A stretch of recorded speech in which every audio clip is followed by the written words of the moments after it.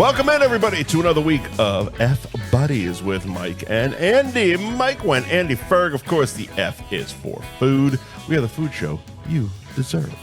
Thank you to our sponsors this week, Gary Girolamo Group of Cross Country Mortgage, Ben Franklin Print Company in Middleton, Twist of Fate Brewing in Danvers, Anthony's Roast Beef and Pizza in Tewksbury, the world-famous Cabaret Lounge, Route 1 South in Peabody. NixPlaceOnline.com. NixPlaceOnline.com for all locations, catering needs, and ordering online. Jamie's Roast Beef in Peabody and Fibber McGee's Kid in fucking Beverly. Andy, how are you? I'm excited. This is like, it's almost here. It's beef madness. It's fucking upon us. We are getting closer and closer, moment by moment, inch by inch. Slowly, I turned, and beef madness is right upon us. It's really, again, it's the best time of the year for the page. It's when everyone gets their dicks in a knot and gets all fucking butthurt because of the seedings and the rankings and who got put against who and who's got to go through who. And here's me just smiling. And somehow we always do a cabaret show right in the middle. Yeah, which makes for bad radio. For in the fucking middle. So it's like, and it's not even, I don't even want to say the middle. It's usually like right towards the finals where we should be paying a lot of attention to beef madness, but instead we're just paying attention to that scattered ass on the stage. Two strippers. Before we get into beef madness, because we are going to get into a lot of beef madness, I have a personal announcement I'm so happy to fucking share with everybody. I'm excited too. So, it was January 2023 is when I filmed it. This movie called Writer's Block that I've talked about on the show. We've mentioned a bunch. It's kind of been like this elusive thing that almost doesn't exist because it's only been shown in theaters on the festival circuit. Well, we officially got picked up by a streaming service. We have an official release date, and I couldn't be happier. Let's hear the date. Writer's Block, the short film that I star in, is going to be streaming on 4/20, April 20th on Screambox. Screambox is the company. They're involved with the companies that basically create the Terrifier films. Yes. So for my horror film to land on the streaming platform that is the home of Art the Clown couldn't make me fucking happier. It's pretty sick. It's it's one of our favorite movies the last few years. It really is. I mean, he's fucking sitting here over my fucking shoulder on the podcast now. Santa. Oh yeah, there he is. Yeah. Yep. There he is. So I would suggest on 4/20, especially those of you up in Massachusetts, stop by your local dispensary. Dispensary is better. Yeah, dispensary. Okay, that word. Stop by, stock up, open up a free trial of Screambox, and enjoy Writer's Block because I'm so proud of it. I'm so proud of the relationship that Steve Schloss, the director, has cultivated with Screambox and Bloody Disgusting, which is the company behind it. And what we're going to do in the future is going to be fucking awesome. So what's good about this compared to that last movie you were in, which was what's it called again? The Unholy? The Unholy, yes. Okay, The Unholy. Yep. I couldn't download Screambox or get a free trial. What I had to do with that movie, because of a supportive friend, was buy it. Yeah. On Prime, which means every time I'm looking through my purchased movies for something stupid at night to watch, like One Crazy Summer or Fight Club. Yeah. I gotta go past The Unholy, which you were great. First 10 seconds and you were great in that movie, but that movie wasn't fantastic. You were good. You did a great job. There were decent performances, and then there was Cary Elway's and his odd choice for Boston accents. It's just as a supportive friend, I watch the first 10 seconds and jerk off to it once in a while. I appreciate it. I still get royalty checks every time you jerk off to it. Well, hey, maybe I'll start doing 2 at a time. There you go. I'll start it over and double loads for you. Yeah, just for as a friend, because I appreciate that's you, what sir. friends That's what I are appreciate for. about you. Yeah, so I'm excited to see it. I've seen clips. Yep. Looks fun. Looks fantastic. Looks like I added to the story on the F Buddies page, and the director started following the F Buddies page. Appreciate it always, because I didn't realize he hadn't been following. We hadn't been following him. It was kind of one of those like oversights. Yeah. We should probably be following this guy since you're in the fucking movie. Right. Exactly. You do have control of the page. I do. Hey, how did I give you access to F Buddies the page? Was it a password? You gave me the password. I signed in. That's it. Now you have access so to theoretically, other pages? when I hit that, when I switch profiles, theoretically, I have access to your other profiles. That's what I was wondering. Okay. I don't use them, obviously. No, obviously, but that's how you gave me the password and I had access. Okay, so this is the reason I'm asking is I'm trying to give one of the students from Endicott access to the Endicott Beefs page. Yep. But I'm not giving him my password. Right. So I'm trying to add him as a contributor, and it's been kind of a pain in the ass. So I was curious how I did it for you, but that makes sense. There's got to be a way, and there is. It's just a pain. I'm working on it. We'll do some research on that and figure it out. Oh, two old men figuring out Instagram.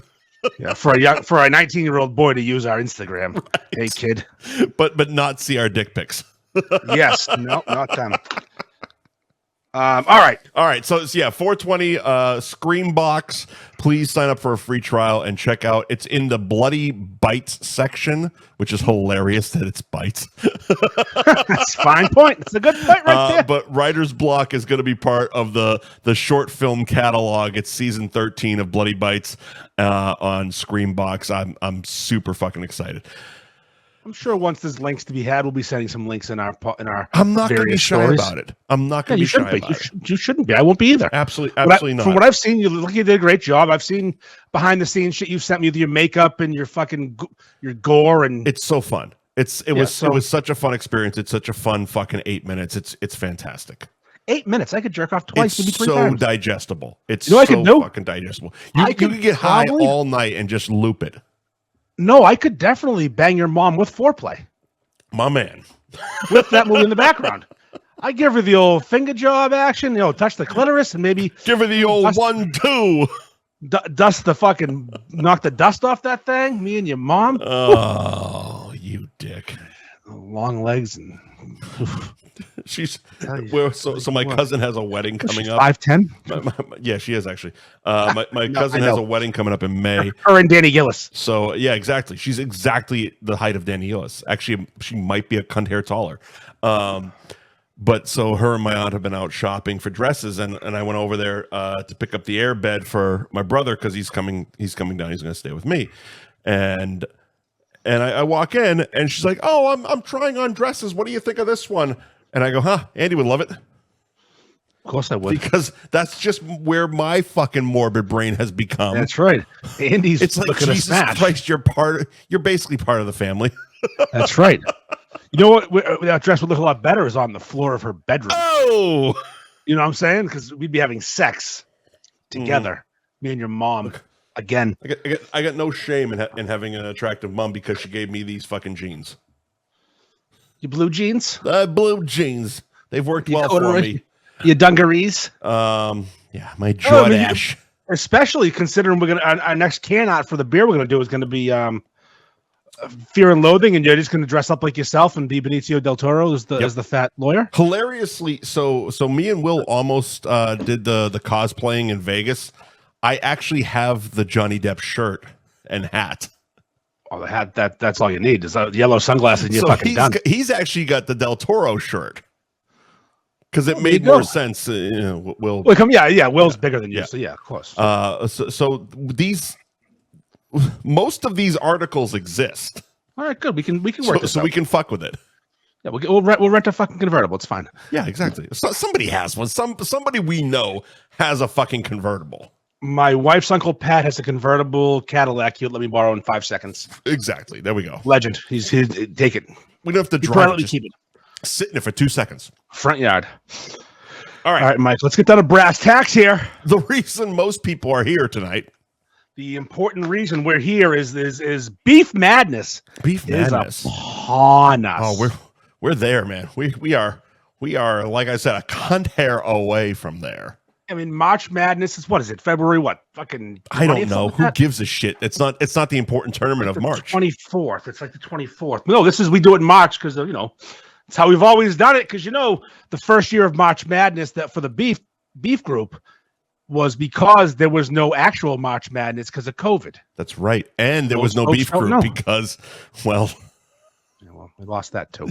You guys were dicks back then. No, we're still dicks. We just choose our words. You were unruly. We choose our words differently now. Yeah. We use words like unalive. Yeah. Exactly. And see if you can fly. we figure out words like tiptoe through traffic. And play Frogger with your eyes closed. Stuff like that.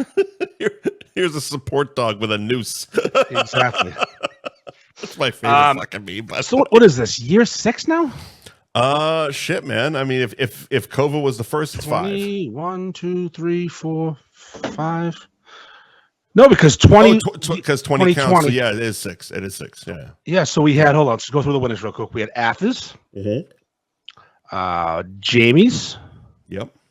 Modern. Yep. Bella's. Yeah. Pete's. So 5 winners so far, and this year 2 be determined. And no repeats. No repeats so far. And I don't expect one this year. And if you do, you're probably wrong. Okay. Because maintaining this level is not easy, especially Bella's made the finals 3 years straight. Yeah. How fucking hard that is to make the finals 3 years straight. I do. All right. This year, pretty fucking hard. We're doing things a little bit differently. Uh-huh. Instead of 4 regions of 16, which is typical for the March Madness NCAA tournament. Right. Same amount of shops, but more regions. So 8 regions of 8. So I have your most recent beef rankings getting thrown up there. It's from November 30th through February 19th. It is Jesus Christ, I can't see that from that angle. The top 26. That was basically all the places that had enough reviews to qualify to make a list. Right. So other places had better scores. They just weren't reviewed enough to be on this list. I'm just kind of skimming. Is 10 the minimum? 10's the minimum. Which I think in roughly 10 weeks, if you can't get 10 reviews, then that's fucking lame. But again, a lot of people don't review the same shop more than once. I'm actually impressed. Marks and Wellesley in number 7. They got a good push for a Wellesley fucking beef shop. That's really good. All it takes is 2 people to love a place and do reviews, and you can be on the map.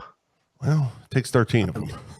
Well, listen, you can do 11 yourself. That's also true. If you go to Mark's once a week and do a review once a week, they'd have 10 reviews. I'm so slacking. I got to go to Boston Beefs more. Yeah, you do. So what? 10 in a year, or is it 10 in 10 weeks? This is just a 10-week sample I did because I was going back in time. These are 10 reviews in 10 weeks. Yes, this is from. Oh no shit! Okay, all right. 2.5 months. Oh fuck! So, which is why when someone says, "Oh, once a week," Jesus, I know who's going to make it because I saw your list. Well, no, you don't, because the list is not the same as this. Right. There's a weighted average thing going on. It's who we deem. It's a selection show. This is a selection committee. Right. That are in charge of this shit, aka me, and some help. All right. So Modern Butcher still killing it, but Jesus, 76 reviews for CNS.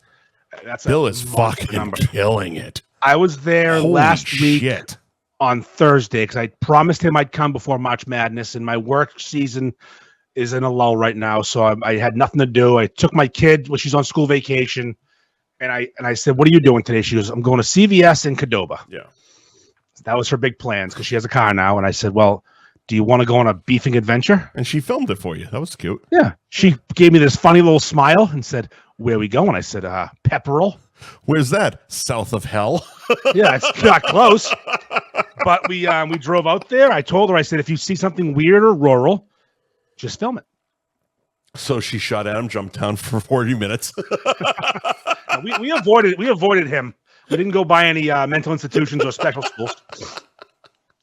So, so I went out there. What struck me about Bill was he didn't get stressed out or overwhelmed. He was kind of busy. Sure. And he's hand delivering everybody's sandwich to them when they're sitting down and then checking on them like he's a fucking waiter. Mm-hmm. He's not. Just a beef slinger. But hey, how's your sandwich? How are those onion rings? One guy ate one so fast and he looked up. He goes, "Can I have another one?" It's fucking awesome. So he goes, "I got to go back and make him another one." Enjoy yourself. But the guy's slinging absolute heat right now. Yeah, but that's the sign of quality right there. When the fucking owner is that attentive to the customers. Mm-hmm. Like, he's not taking any of this for granted. Do you know if you were to go down, I'm going to...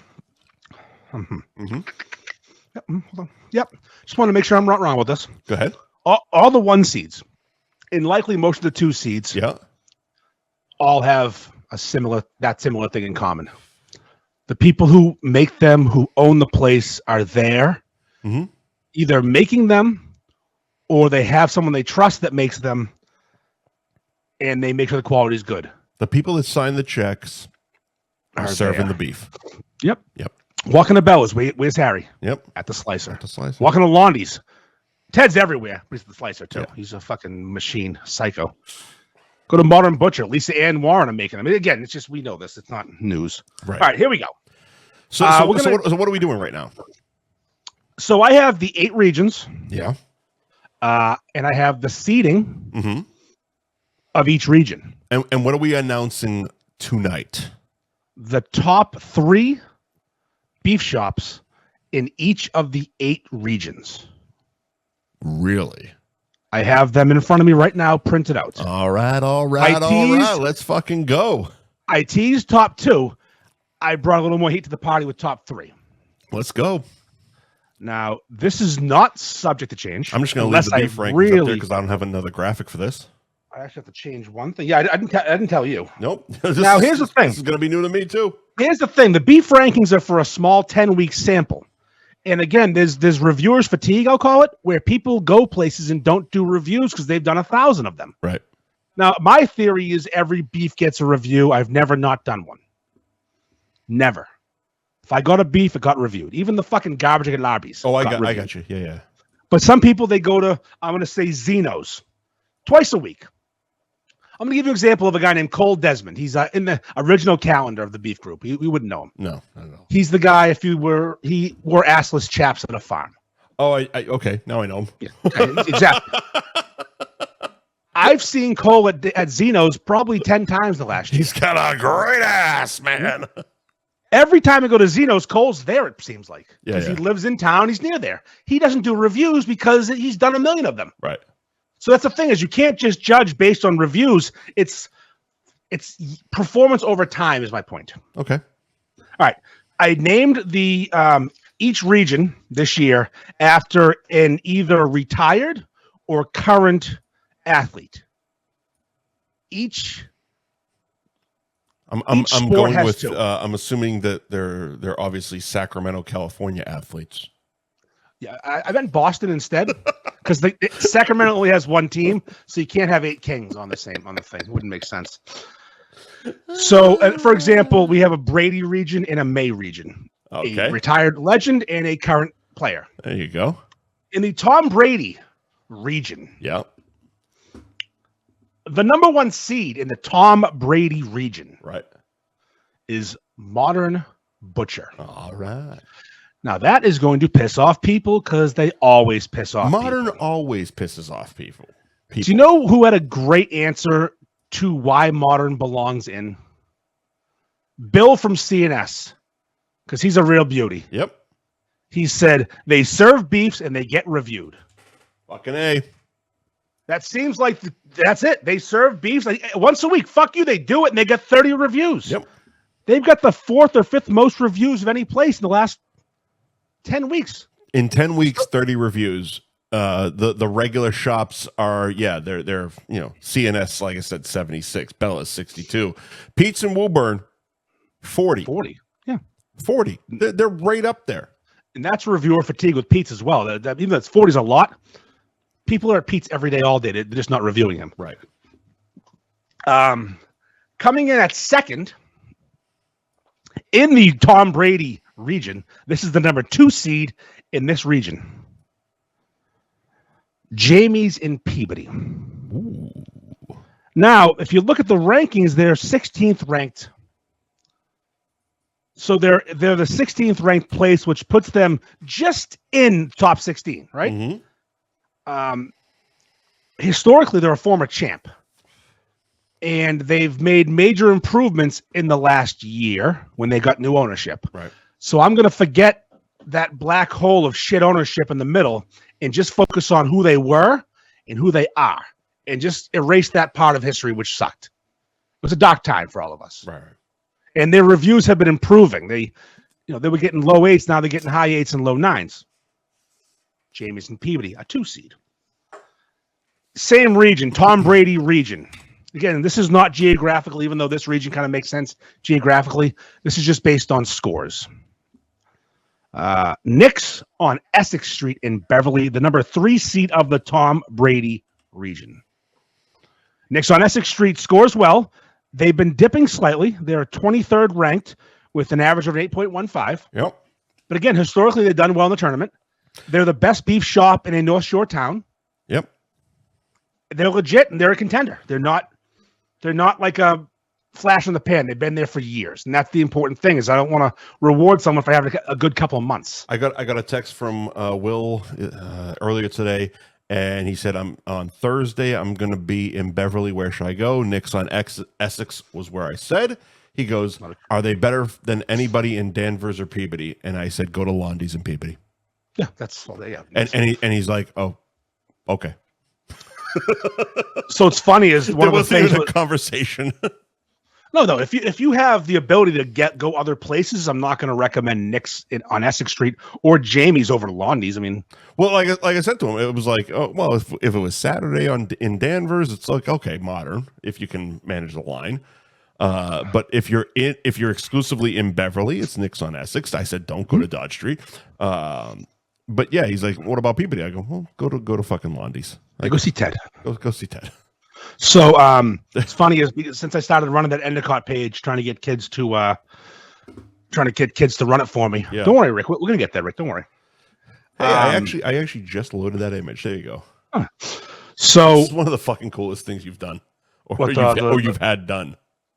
Oh, the Endicott one. Yeah, it's going to pop up in a second. Yeah, Trick's so awesome. So all those kids love Nick's on Essex. The whole lacrosse team, the football team, they're losing their shit over it. So I'm trying to get those kids to do some I want them to take the page over and run the fucking thing for me because it's awkward following, Endicott girls lacrosse. Sure. As a 45-year-old adult man. At the very least, it's not a high school. No. They're all of age. Where the high school girls hang out. All right, so that is the Tom Brady region top 3. Those are the 3 seeds in the Tom Brady region. The rest will fall when they fall. I'm just giving you the top ones because, as you know, some places, even though they don't get reviewed, and I'll give you the example of Billy's in Wakefield. Mm-hmm. I will never not include Billy's in Wakefield in the March Madness tournament because of who they are in their history. Yeah. Same with Bill and Bob's, Kelly's, Nick's on Dodge, Land and Sea, grandfathered in for life. Okay, so I mean, I haven't been to Billy's since we did the show there. Has the quality changed? Because they were really fucking good when I was there. Their quality is pretty similar to what it always was. Other places' quality has gone up immeasurably. That's what it is. Okay, so it's as an old school beefer, it's like Billy's was fucking great when I was there for the show. Billy's flavor wise is on par with the best out there for just plain beef flavor. Where you get in that roasty edge and that salt and the pepper, and they put the fry oil on it to cook it, so it gets that. It's old school, and it's why I love it. You can taste the generations of Greeks in there. Yes, exactly. Yeah, exactly. Socrates' sweats right in there. Settle down, Eli. Harrison sucks. Harrison's stateside pizza, seafood, roast beef, clam chowder, strip club. Headbangers Ball. Is it State Line? Is it State Line now? A fucking weird place. I don't know. Is it a bowling alley? No, their name now is Harrison's Roast Beef. Harrison's Town Line Bowling Alley. Yeah. Harrison's. That's right. Harrison's Roast Beef and Town Line Pizza and Seafood. Get fucked. You guys stink. Put more shit in there. Jesus Christ. Stink. All right. So this is now the Drake May region. All right. This is the Drake May region, number 1 seed in the the old Drake Young May Bucks region. It has nothing to do with young or old, sir. I know. I'm just fucking around. But again, a retired player and a current player we're choosing. Right. Number 1 seed in the Drake May region is Londy's in Peabody. Number 1, obviously. Londy's in Peabody, number 1 seed in the Drake May region. 84 reviews, 9.45. Fuck yeah. Also, that new GFY beef. Have you seen the fucking pictures of that thing? I mean, people are getting it. It's a cheese sauce. Interesting. I haven't had it yet. It's a cheese sauce with a lot of spices and James River mixed in. And it's got a lot of, apparently, Ted's like a mad scientist, and the guy who helped him develop it is too, and it's got some sort of cheese that blocks the acidity of blah, blah, blah. I don't know. I'm getting it soon. I just haven't had a chance to go over there yet. He actually texted me on Saturday morning asking permission to use the phrase GFY beef. Shift yourself just a cunt hair to the right. Nope, the other way. Sorry. Left. Better. Thank you. Okay. He texted me on Saturday morning asking if it's okay to use my catchphrase. I said, well, first of all, I didn't invent the catchphrase. Right. People have been saying go fuck yourself for a long time. I just made it our thing on the beef page. But again, but anyways, I'm like, yeah, Ted, cool. It just it looks great. Like I've seen multiple reviews and pictures of it, and you know, Ted's Ted. He fucking zhuzhes it up with the fucking scallions and all that shit. And it looks fantastic. It looks awesome. But I didn't know it was a cheese sauce. It's a cheese-based sauce that's spicy with James River. Yeah, That's 3 different cheeses. Wild. Holy shit! It's basically he made a 3-way sauce. That's fucking wild. It's got some mayo, but it's got James River, mayo, some cheese, Dijon, James River, and a little bit of heat all in one. Yeah, with scallions Fuck for off. some reason. Scallions, I love scallions, so I'm not. I love scallions. I'm awesome. a guy. I'm a scallions guy. So yeah, that's exciting. Number 2 seed in the Drake May region is 110 in Amesbury. They score well. They're a 14th ranked shop. They're a consistent 1 or 2 seed in this tournament for years. 8.69 with 10 reviews in 10 weeks. But again, same thing. The 10 reviews. They're not the belle of the ball right now. They're not the pretty girl at the dance. No, they just made it in. They just made it in, but by the day. But they probably would have been anyways because this is for rankings. My spreadsheet that I did this with has everyone that has reviews. Like there's going to be places that are mentioned tonight that aren't on here. Okay. But they get consistently good reviews. And I'm not going to punish you for not getting reviews if you're always good and you've been good for years. So like 110 in Amesbury has been a 2 or 3 seed every year in this tournament for the last 4 or 5 years. Consistently good. You can I haven't really looked at this until just now, the rankings here, the top 26 you have. But just looking at it in this moment, it's like you can see like the pretty girls of the dance type of thing. Yeah. Where it's like Zeno's just has 10. Jamie's just has 10. You know what I mean? It's like fluid. the Nikki's in North Andover just has 10. Yeah. It's like, all right, I get it. 84 people to fucking Londy's. 76 to CNS still blows my mind. That number is fucking and that's the wildest one because Pepperell.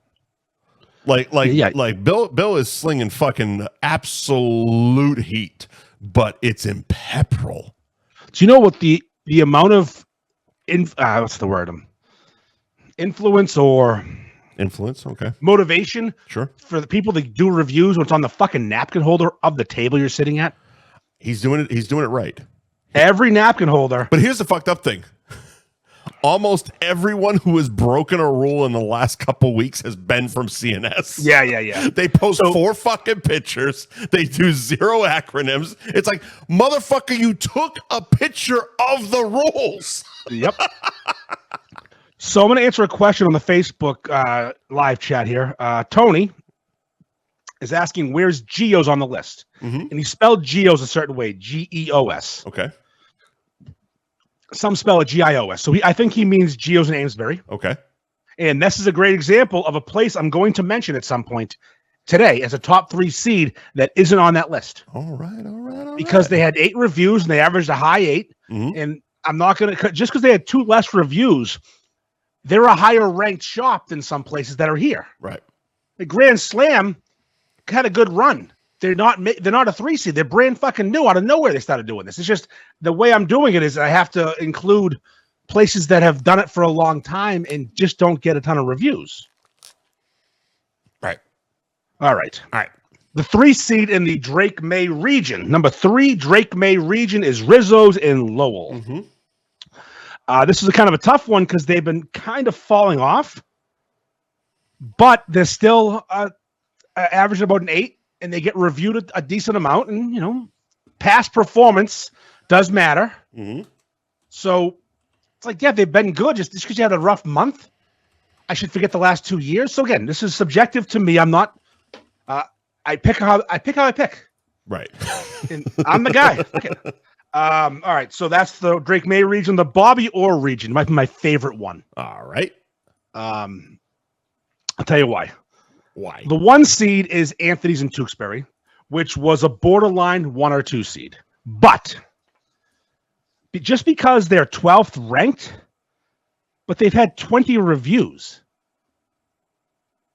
That's a lot of reviews. So I'm not going to say, okay, Marks and Wellesley's better because they have a tiny bit higher average score, like hundredths of a point or tenths of a point. But Anthony's in Tewksbury's been doing it for fucking 4 years. Right. And they've always been a 2 seed or a 1 seed. So I can't unseat them until they go to suck. Right. But here's the thing. In this same region, the Bobby Orr region, Yeah. Anthony's in Reading is the 2 seed. Because Okay. what's going to be fun if they both make it to the final 2 of their region. They're brother-in-laws. Right. Their wives are sisters. Because again, Andy does this with a purpose. Oh, this is no mistakes are ever made. And to really have some fun, because why wouldn't we? The 3 seed in the Bobby Orr region, Anthony's and Methuen. Fuck yeah. Now, Anthony's and Methuen is no longer owned by either of them. It's a fucking Anthony's party. But it used to be owned by both of them. Right. So Anthony's in Reading is Anthony. And then Anthony's in Tewksbury is Anthony's brother-in-law, Adam. Mm-hmm. And then together they opened Anthony's and Methuen. So they each had one, and they both owned one together. And then they sold Anthony's and Methuen to Rahul, who's the current owner. Rahul. But again, it's an Anthony. So we have 3 Anthonys in the Bobby Orr bracket, which is that's just fun to me. It's fun. Right. Cannibalize yourselves. The next bracket I had trouble naming because it's another Bruins player. Okay. And we have to have a current one to stick with the theme, retired and current. I mean, I think we nailed it. We did, but I went through I went through 3 things. Okay. Originally, I was going to pick the captain. Yeah. Of the current Bruins. It's Brad Marchand. As you might know. Yeah. Who performed quite well in the 4 Nations Cup. He's a little old though. I mean, yeah. But there's a hullabaloo around here right now that he might be getting traded. Is there? And the trading deadline's in like a week when I'm starting Beef Madness. Interesting. He's still got some gas in the tank, and the Bruins stink. Yeah, that's also true. And he might want to go somewhere and Don Sweeney was talking yesterday about doing some things, adding, subtracting, getting younger. Can we add and subtract fucking Don Sweeney? Yes, he should be gone. Seriously. He sucks. But I mean, given that contract to Swayman, anyways. Also keep scooching a little bit over to the right. And again. You keep leaning off camera. I'm a scoocher. You're a scoocher. So originally it was going to be Marchand. And he's getting traded. Then McAvoy gets hurt. Yep. In the 4 Nations, and he was kind of my second choice. In the greatest fucking all-star game ever. It was so much fun. Oh my God. And Pasternak is like hockey just pulled their big dick out and put it on a table. It's like, oh, you got a home run derby, a slam dunk contest. Cool. We're gonna have these guys fight for their country. Yeah, we haven't talked since either Canadian game, right? Canada. We haven't talked about it at all. It was at the top of the list, but we had other stuff to contend to. But I didn't even watch a ton of hockey. Fantastic. I loved every. What was funny is my wife was a bit annoyed about what's going on with the political ramifications of it, and so Canada scored and she cheered. I said, "Leave the room right now." Just stop it. It's hockey. Yeah. But yeah, so It's fucking hockey. anyways, we settled on Pasternak as the name to go with for the Bruins because The pasta group. it'll be funny though. He'll probably get traded and Marchand won't, but Right. we'll change it. Number 1 seed of the pasta group. Yeah. Former champion. Best beef shop in North Andover, I guess, without question. Mm-hmm. That would be Bella's Roast Beef Fuck yeah. in North Andover. Same bracket, number 2 seed. Harry's a fucking Another legend. Route 110 sandwich shop, Route 110 in Bradford. They average about a 9, 13 reviews, 11th ranked. It's good. It's a good shop. I have to ask: are these Route 110 shops actually on Route 110, or is it like a Knicks thing? Amesbury is on Route 110. Are the other ones not? There's no 110 in Bradford. Okay, there's a reason though. Fuck a reason. yeah! I fucking love these people. So the original owner of 110 in Amesbury sold and opened in Bradford and decided to keep the name. Yeah, because it's his name. Yeah, still yes, he's not in. I think he's on like Route 125 in Bradford. So stupid. I know. I'm with you. It's Is there baffling. one in Tewksbury too? No, There isn't. Not. Okay, No. all right. But Right, so there's only 2 110s. There's 2 110s, yeah, except for you with the 110 grill. No, a lot of them. That's not what I'm thinking of. Number 3 seed in the pasta region is. So fucking stupid. I'm sorry. I know. I'm with you. It's on Route 125 and not 110, but it's not 125 roast beef. It's 110 roast beef. I don't know. But we do. I think they share Instagram too, which is funny. On Instagram, they're 110 roast. I think it covers both of them. Mm-hmm. Mm-hmm. 3 seed in the pasta region. My personal favorite lover. Yeah. Big Z, Xenos. All right. There we go. That's my baby right there because it combines the old school roasty with the new school tricks, and I love it so much. It's the beef I crave. But it's not pretty in a picture. It's not perfectly pink. She's a bit of a bitch, which I love. But she slid in with that modest 10 fucking count in 10 weeks. Mm-hmm. Yeah, actually, Petros literally put her there. He did 2 reviews in the last week. Not even on purpose. Just randomly was there twice. Fucking legend. The David Ortiz region. Yep. Number 1 seed, the defending champ of Beef Madness. That would be Pete's Roast Beef in Woburn. Woburn. Pete's is a fucking wagon. It's gonna be an issue dealing with them. Yep. They're just, again, 40 reviews, but people vote differently when they review, and also he's like the mayor of Albania. So He fucking got his braces off. He's ready to fuck. and he also mentioned in a comment today he's getting hair plugs soon. What the fuck? Stop it. Yeah, it's gonna be Fabio, so fucking model Pete over there. Stop it. Yeah. Number 2 seed in the David Ortiz I would go region. against that. But I agree. Bald is beautiful for some people, just not me and you. Mhm. Number 2 seed in the David Ortiz region. For us. My hair grows fucking fast. This is tough to name them a number 2 seed Yeah. because they are ranked 7th. And math doesn't add up, but they'd be a 2 seed if they're a top 8 shop. The math ain't been math. But they're not a 1 seed yet because over the course of the year they don't get enough reviews. They just had a hot streak. So that'd be Markston Wellesley is the number 2 seed in the David Ortiz region. That's wild. They're a fucking 2. That's pretty damn good for a Wellesley beef shop. That's really good. And That's ridiculous the 3 for Wellesley. to round out the David Ortiz region, we are going with Johnny's in Danvers, which is amazing because they opened a year ago. And a predominantly pizza shop, right? That's Johnny's Pizza, yeah. Yeah. Johnny's roast beef and pizza. But I'll tell you what. I understand, but they're predominantly pizza. Yeah, but I'll give you the backstory on Johnny's and why they're ranked as high as they are. Because if this was a random shop opening and having a decent year, I'd make them earn it, go to a 5 seed or a 4 seed. But this is Rockport House of Pizza. All right, there you go. They sold it and moved to Danvers and opened a new place. This is Joanna. She's been doing this.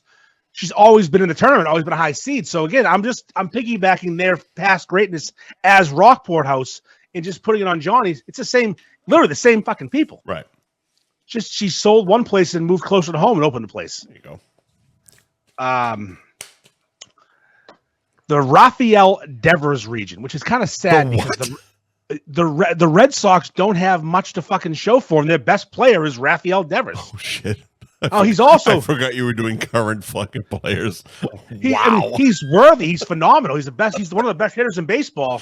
This is all just to get Tatum in the fucking brackets, isn't it?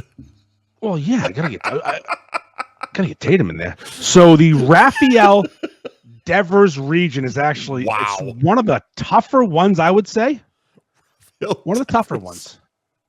Well, who should I pick? I have no fucking idea. Yeah, name me a Red Sox player right now. I don't know a current baseball player.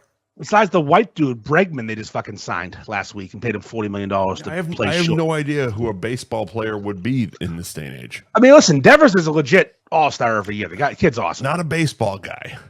But the Raphael Devers region, number 1 seed. Yeah. Nick's place in Burlington. There you go. With the buns, the hot honey, fucking 3-ways with the bacon. Innovation. They're doing weird shit over there. I love it. Just fucking making it rain with pepper over there. The pepper. That's their signature move. They all got their move. I can almost spot every beef shop around now with their signature move. Yep. You all right? Number 2 seed. Right I almost puked. It's fine. Number 2 seed in the Raphael Devers region. This is a new owner of a current shop. I know you like this. Raphael Devers region. I like saying the whole fucking name just for you. The Raphael Devers region. It was really hard picking a current Red Sox player. It just sucked. Underrated comment on the Facebook. Yeah. Some people get new buns for Beef Madness. Others get hair plugs. It's pretty good. That's really good. It's pretty fucking good. Really fucking good. Number 2 seed of the Devers region is it's actually a shop that's been ranked high previously, but they have new owners. But the new owners are doing a great job as well. So again, I'm not gonna. They didn't lose the fucking quality. I mean, they are the. Where are they ranked in this? 13th ranked shop with an average score of 8.7, 19 reviews. That would be Toastamos. Tomatassos. Or Tomatassos if you're stupid. Also, the hair plugs comment. Super big dick energy by Pete's. Yes.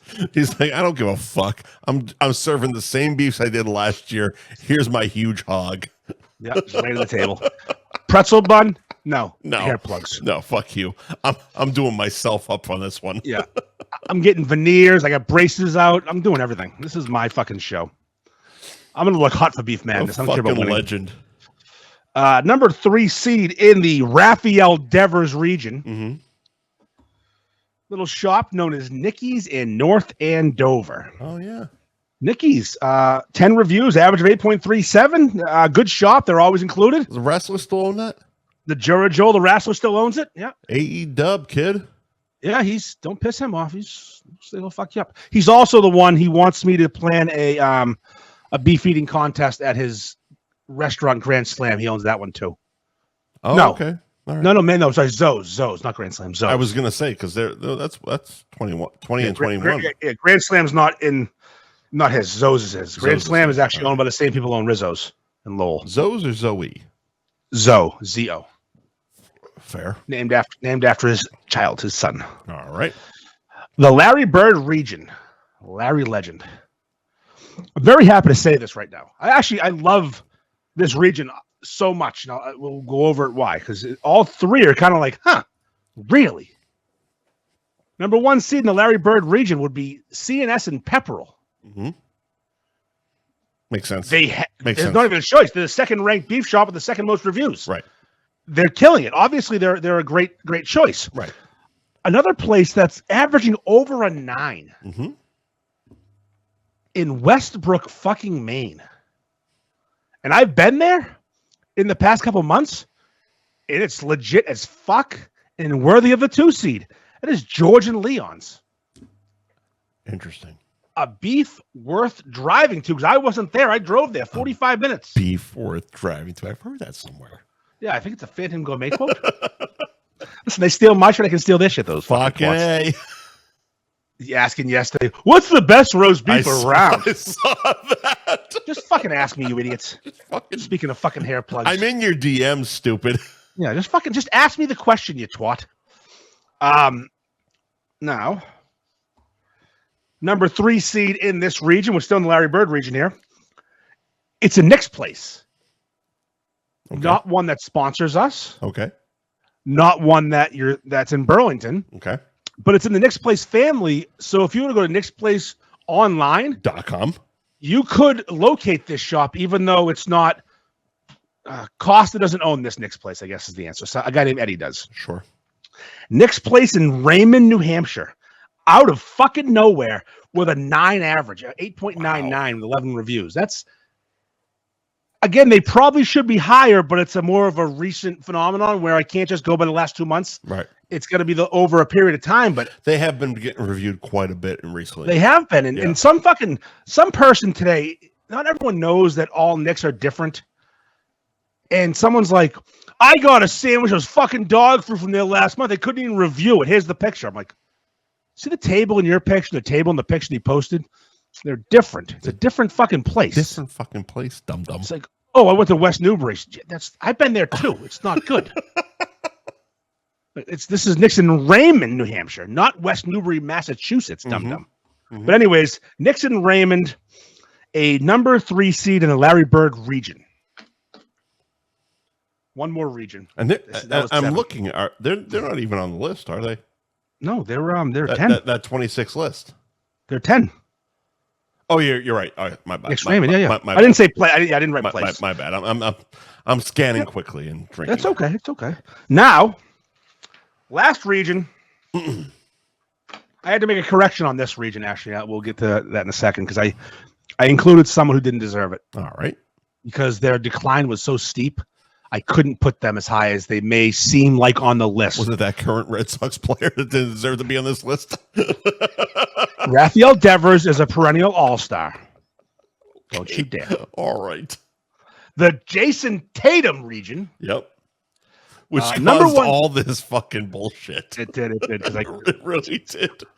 Andy had all legends on the regions, and he sent it to me, and there was one that was Tatum, and I go, what the fuck is that? It was actually all champions. I got so upset. Well, nobody was active except for Tatum. Yeah, but he won a championship. I get that, but he's not a legend yet. He's like 3rd all time in the team in Retire. Scoring. He's only 26. Retire and become a legend. That's how it works. I think you're a legend while you're playing if you're good enough. You're a living legend. Well, legends never die. Don't forget that. This was literally our text fucking conversation. Chick sticks guys. While I'm sitting there shoving McDonald's in my face, making him so jealous. Yeah, as usual, like a motherfucker. I'm like, I'm watching Terrifier and eating McDonald's. What are you doing? Oh, my fucking wife won't go to bed. That's all facts. Even though last night she did, but I still went to bed and didn't do anything stupid. Oh, that a boy. Anyway, I could have. I sat there contemplating. Anyways, the Jason Tatum Award for number mediocrity. Yeah. The number 1 seed in the Jason Tatum region is an always really, really, really. They always go far. Yeah, they've never not done well in the tournament. They're in Tewksbury. I think Tewksbury is the only town to have 2 number 1 seeds, which is crazy. Wow. Yeah, they are. That's Tessie's. Tessie's in Tewksbury. Yeah. Tessie's is consistently. They've always been good solid. shop. They've always been solid. They've also been described as glamour beefs from time to time. Well, some people have that comment loaded up. Yeah. But again, 22 but reviews. Getting the reviews. 22 reviews, averaging 9.15, 8th ranked. Can't fuck with the numbers. That's 1 seed material all day to me. Not even disputable. Right. Number 2 seed in this region is a real up-and-comer. These people are doing infused beefs. Not pot infused, flavor infused. Okay. Like truffle. Or like raspberry fucking like weird shit. The other day they put ice cream in a chicken sandwich. Why? They're doing some. They did this chicken sandwich on a toasted brioche bun with ice cream and maple syrup. I don't know. Why? I don't know, but they did because the kids got some balls. That would be Haps in Portsmouth, New Hampshire. All right. Haps is the 15th ranked shop with 27 reviews, averaging 8.68. Those are good numbers. Who were the ones that did the beef tots on Instagram? I know Haps liked it, but it wasn't Haps that did it. Was it George and Leon's? I want to say it was fucking Anthony's.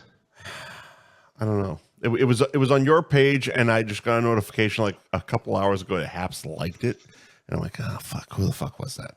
I don't know. I want to. Either way, it'll be a common craft in a couple months. Yes, that's true. That's true. He's out there begging for reviews. I can't help him. How do you get more reviews? He's doing it though. He's trying. He's grinding them gears. The last shop we're going to mention tonight. This is the third seed in the 8th region. Again, we're doing 8 regions of 8 instead of 4 of 16 to complicate things even more. Shopping to our sponsors. That's true. This was, I'm going to tell you who it used to be. Yeah. And it's written in pen right now. I changed it today in pen. I was looking back at previous rankings from a few months ago, and this shop was a top like 9-10 shop. Okay. And they've fallen down to the 20s. And they have new owners, and they've been getting real garbage reviews lately. I can't in good conscience include them in this if they're falling off. And one shop that is averaging a high 8s, but just missed being included by 1 review. They have 9 reviews. They didn't make this cut. And I'm like, I'm not going to not include Geo's in Amesbury because they earned it based on their quality current, and they're not dipping. They're not going down, down, down. Lonnie's North Andover is down in 8.27. They were in the almost 9s a month and a half ago. So current performance matters. They'll be included in the tournament. I have a feeling they're going to be in the same bracket as. I love this stupid math. Sorry, you don't need math. You got me. So that's Geo's in Amesbury. They do the Mad Cow beef. Nice people. They actually used to work at Rockport House of Pizza, and they moved on. I'll give you some funny beef. So they're the ones wrapping this up. No, there's more. No. This is wrapping it up. I'll give you a quick story though about. All right, so you had Rockport House of Pizza in Rockport. Right. Joanna and her ex-husband. Joanna and her family owned it. Her ex-husband and her ran it. Right. He opened Geo's in Amesbury. I don't know when they got separated, divorced. I know he opened Geo's in Amesbury at some point, probably after the divorce. Sure. Then she was closing up Rockport House of Pizza or looking for a buyer, and her ex-husband wanted to sell. So one of her cooks went and bought her ex-husband's place, and that's who owns it right now. Oh, okay. It's just disgusting. It's so incestuous. The whole fucking industry is disgusting. Just like this fucking beef group, it's so incestuous. So that is it. Those are the 24 shops that have punched their ticket into Beef Madness. Wow. There's 40 more to go. Well, I won't announce when 40 we'll post the bracket. More. It's a 64 shop bracket. 64. Holy shit. I mean, I can guarantee you some people that are getting in. Landon C, Billy's in Wakefield, Bill and Bob's, Kelly's, Nixon, Dodge. If you're an OG shop, you're gonna get it unless you've gone so bad to be inedible. Unless you're closed. Like, I'm gonna give you an example of a place that won't be in. Right. And been around forever. It's Kings in Salem. Okay. They're serving straight up dog food now. It's fucking dog food. I won't include them. They can't even do a fucking 6. They do a 2. Isn't there a Kings in Gloucester that's really good? Yeah, there's a Kings in Gloucester. That's probably the best. Billy and Dan Bob reviewed them quite a bit. Yes, that's definitely a contender to be. They'll be in this. Yeah, they'll Yeah. So that's the Beef Madness talk. Are they new or are they like new owners? New owners. Okay, that's why it's an old place. It's like an old dining. That's what I thought. I'm like, why have I never fucking heard of this place? And then it's like, they have new owners. It all it takes, again, just giving a fuck, and you can do a good job. Just look at Royal and Stoneham, who is on our list. Mm-hmm. They didn't make today's cut, but they'll be in because they're literally number 26, but they're on the list. But they're 7.51. But if you went to the last month, it's probably an 8.5, 8.6. Ever since I helped, because they're taking advice. They ask and for they're advice open to it. That's the fucking thing. A lot of these old school, hard-headed motherfuckers aren't open to advice. They're like, oh, fuck you. I've been doing this since the creation of beef. Who the fuck are you? It's like, oh, I'm kind of the guy that reinvented it. Yeah, you know what's funny is the old owner of Royal. I should actually put them the same. I'm going to put them in the same region as all the Anthonys because Anthony, who owns Anthony, just owned Royal and Stoneham. Interesting. That's who they bought it from. Interesting. Yeah. Then he bought a Londies. Motherfuckers. Then he bought a Londies and then changed the name to Anthony's because he knows what happens to Londies when they change names and they change owners. Christ. Yeah, no kidding. That was a Londies when he bought it. Jesus Christ. You want to go down the route? I got one more for you. His assistant manager, his manager of Anthony's in Reading, is now the owner of Ramsey's in Peabody, who was Matt's silent partner at Jamie's. Oh my God. It's gross, but it's true. It's all true. It's all true. It's all true. He was a money guy at Jamie's. It's all true. All right. Good stuff. Whew, fuck me. Is that Beef Madness? That's Beef Madness talk right there, baby. All right. Do Gary and Ben, and I'll be back in a minute. Gary Girolamo group of Cross Country Mortgage at Buy and Refi on Instagram. Oh, the snow's melting, isn't it? It's beginning to look a lot like house buying season. Spring is when the houses hit the market. And around here especially, the inventory comes and goes so fucking fast. So what you got to do? You got to do it right now. Stop watching the show and do it right now. Hit up Gary, slide into his DM, send a dick pic to get his attention. And what you'll do is you'll get pre-approved for a mortgage. That way, when it's time to sell or buy or refi or whatever you got to do, you're ready. Because again, it's going to be March next month. March, April fucking showers bring March fucking houses or some shit. That's not the same. You know what I mean? Once the snow's gone, people start looking for houses, and inventory is going to start fucking blooming like a rose, like a flower. Like I said, I did that.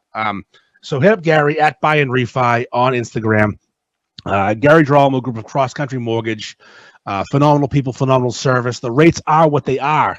So shopping for a great rate isn't going to help you at all because they're all selling the same rate. It's the service you get, and they're phenomenal. The boys over there are great, good people. I'm friendly with everyone over there.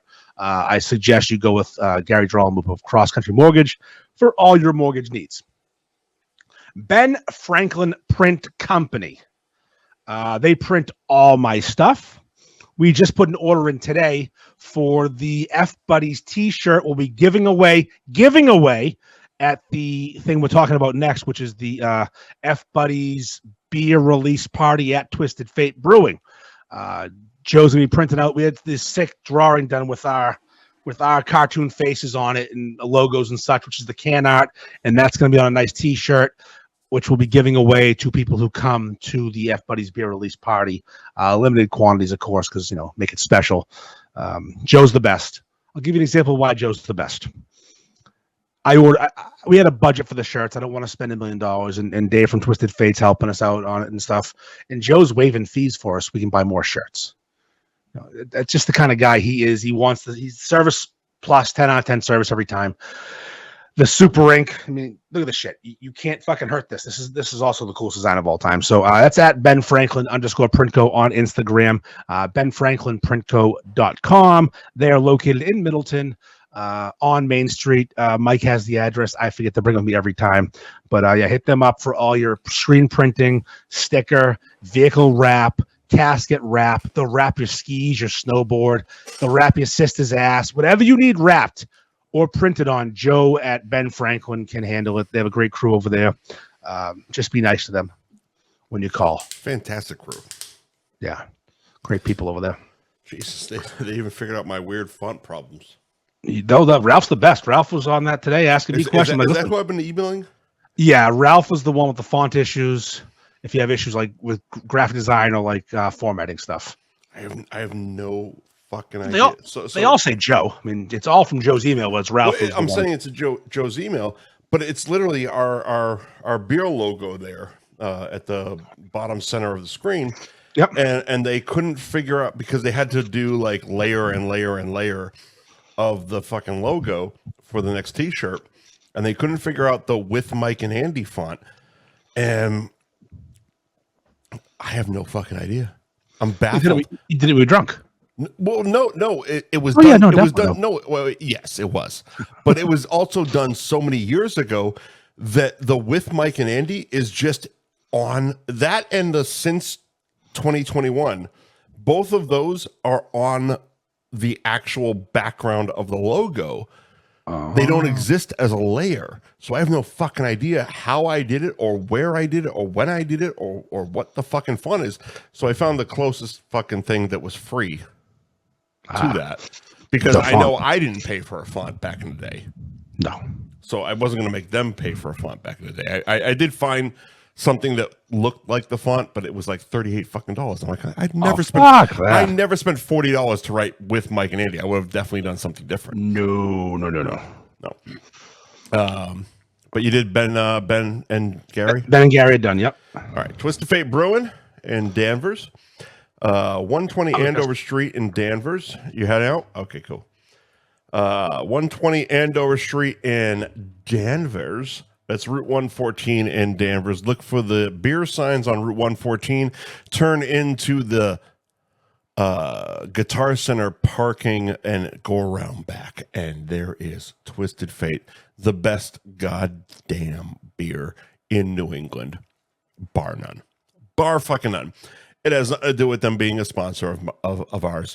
It has to do with them being just the best fucking beer in New England. Twisted Fate Brewing is fantastic. And not only are they fantastic, and they have a fantastic line of beers, but they're also putting out a beer with mine and Andy's stupid faces on it. The Lager You Deserve is being released on St. Patrick's Day at Twisted Fate Brewing. So show up. Noon to 7 is the release day party. Myself and Andy will be there around, I would say around 4 o'clock. But we have Brendan Ahern playing. We have a food truck, hopefully, signing on.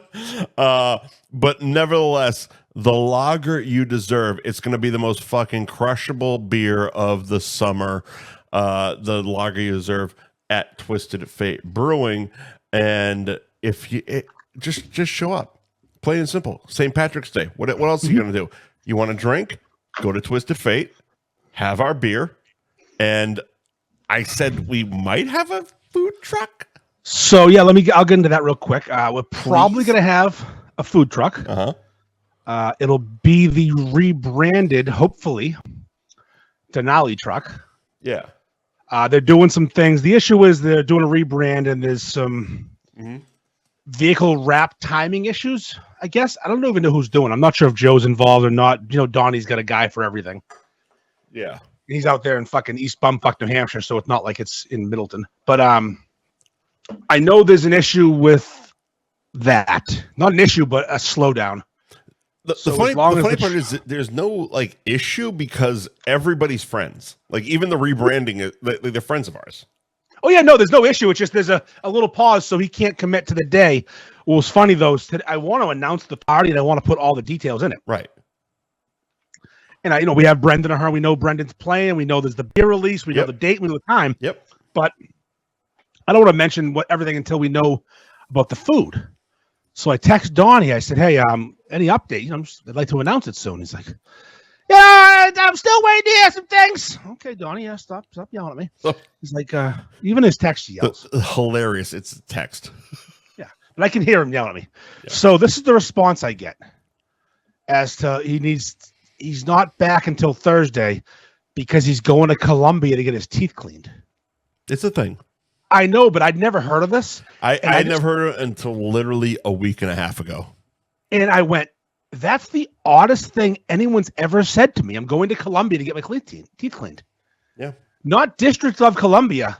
And I thought it was like some weird cocaine reference. No. Like, the guys in the cough will do that with their teeth. They'll rub their teeth with the coke. I'm like, what are we talking about? No, and you tell me, no. It's people with veneers go to Columbia to get their teeth cleaned because it's cheaper. It's cheap, and apparently they do a fantastic job, is what I've been told.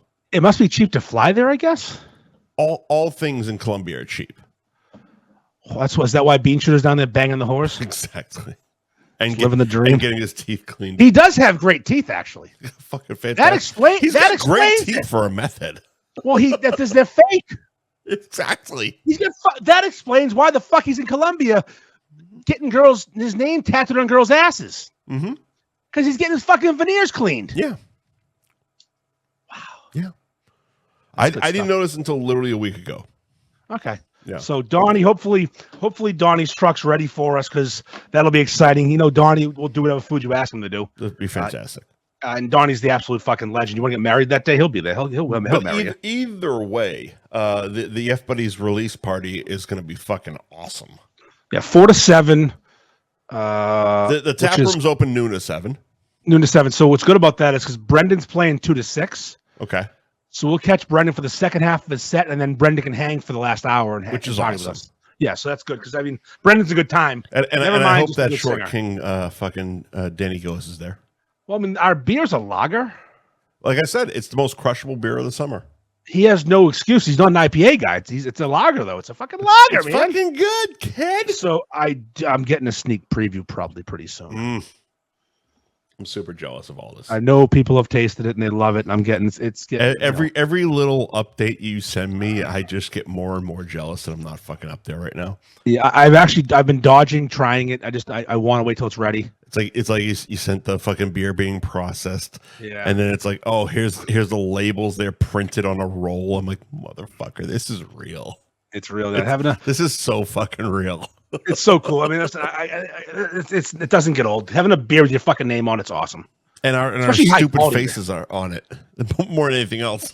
You know what's funny about that is I lucked into such a fucking situation with the artist and with the people that we deal with when it comes to like shirts and beer and like we've got some phenomenal people on our side, especially Joe and Dave and 100%. Trig who Trig drew this, Joe printed it. Yep.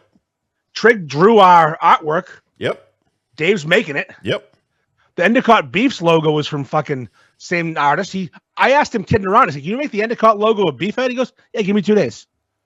It's so fucking good. Let me see if I can find it real quick. You know what's good about him too is when he made this because their logo was supposed to be yellow and green because that's their colors. But knowing how it works with Joe, he can't do a yellow and green logo with a beef head. That won't make sense. So he makes all the colors match. So there's only like 4 colors there. Everything on this Endicott beef thing. Yeah, it's only for the beef, the James, the black. It's all only 4 colors, which saves me money printing in the long run, which again makes him more of a legend. Right. Every color you add costs more. Well, that's kind of what you said about our logo. Yeah. Because I'm like, I'll send a logo and we'll do that for the T-shirt. I don't know shit about this. I've learned over the years. I don't know dick about printing or any of this. I do fonts. I send. Go. Look, we have red, pink. We have the same skin color, that pale skin color, white person skin color. My hair's light. Your hair's dark. Hand color's different. The logo has yellow, gold, blending. It's a clusterfuck for a printer. And you're like, because I literally said, like, well, let's just do that. You're like, yeah, but that's a lot of color. It's a lot of money. It's going to be expensive. I'm like, okay. And you went black and white. Let's make it black and white. It's been more of a hassle. It looks sick, though, doesn't it? The new design looks sick, though. It really does. Yeah. No, they fucking nailed it. They really fucking nailed it. And especially because we're going to have tank tops for the girls at the Cabaret show the next night. Our stupid cartoon heads on their tits are just going to be fantastic. It's gonna be good. I can't wait. Not gonna have one girl at the Cabaret show that we've had in the past though. What's that? One of the girls from the Cabaret in the past won't be there. She was a good time too. No, yeah. She works somewhere else now, across the street, I think. Stuff and things. Hashtag good and you, whatever that means. I don't know. She has receipts. Don't make her post them. She has receipts, I guess. I don't fucking. Listen, I have no issue with that girl one bit. She was a fun person to have on, even though she was scared. But because we're mean, but she was great to have on. She's nice. She's funny, and then she warmed up to us. Yeah, she was okay. We weren't mean to her. We were just having fun. Mm-hmm. But no, yeah, she was good. with us, but no longer employed there. No longer. Her name is a Season. Yeah. Anyways. Anyways. So there's moving on with more of gloating about ourselves, I guess. Fergfest. So yeah, we need to figure out this year, first weekend in June. Yeah, Andy Ferg decided to throw himself a party. Yeah, at a brewery with bands and food trucks and dunk tanks, and it was the bash of the fucking summer. It was. It really fucking was. It was a really good time. You've decided to do it again, kind of. Yeah, I'll tell you what the difference is. I as much fun as we had, it was a really expensive day. Yeah. For me. And I lost money. I lost money. Did you lose or did you hit even? I lost money. Okay. For a couple of reasons. This is last year's poster up on the video feed. And one of the reasons I lost money is I bought too many T-shirts with my dumb fucking face on them. That was my mistake. Yeah. Also, we didn't do a good job pushing them. I hired the Be a Man guy for a hefty amount of money. Mm-hmm. And he didn't exactly draw the crowd I expected him to. I just needed him to sell 40 or so tickets. Yeah. Like, because of him, and that didn't happen. It's fun having him around. He did sign that transsexual woman's tits. Yep. He didn't know. He wrote "Be a Man." Oh, let's just not glaze over this. That man, that Harriman, the Be a Man guy, wrote "Be a Man" on a man who was now a woman's tits. Yep. And I have a picture of it. And I'm so happy about it. It's the greatest thing I've ever seen in my life. Yep. He didn't know. It wasn't a hate crime. He just saw tits and signed them. Yeah. As you do. Those tits had a cock apparently. Yeah. And a big old thing too. I was told a big old thing. That's what they were alleging. I'm not paying for him again. As much fun as he is, I like him. Also, the band, Justin Clancy was great. He's not cheap. He's a fucking recording artist that performs worldwide. He's fantastic. He has albums, and he doesn't have a stage or his own equipment because he plays venues. Right. I had to rent a stage and rent all the sound equipment and pay for them. Right. And buy them pizza. Right. Buy them pizza. Yes, I had to buy them pizza. There was fucking I guess 2 food trucks showed up. Three. Oh, three out of 4. 2 showed up. Yeah, 2 showed up. 1 was already there. Yeah. So anyway, long story short, those things cost a lot more money than the pizza.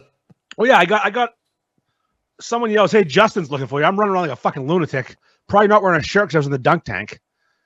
And I go back up. He goes, "We're fucking starving, dude." I'm like, "Want some pizzas?" There's 3 pizzas. Fucking food trucks.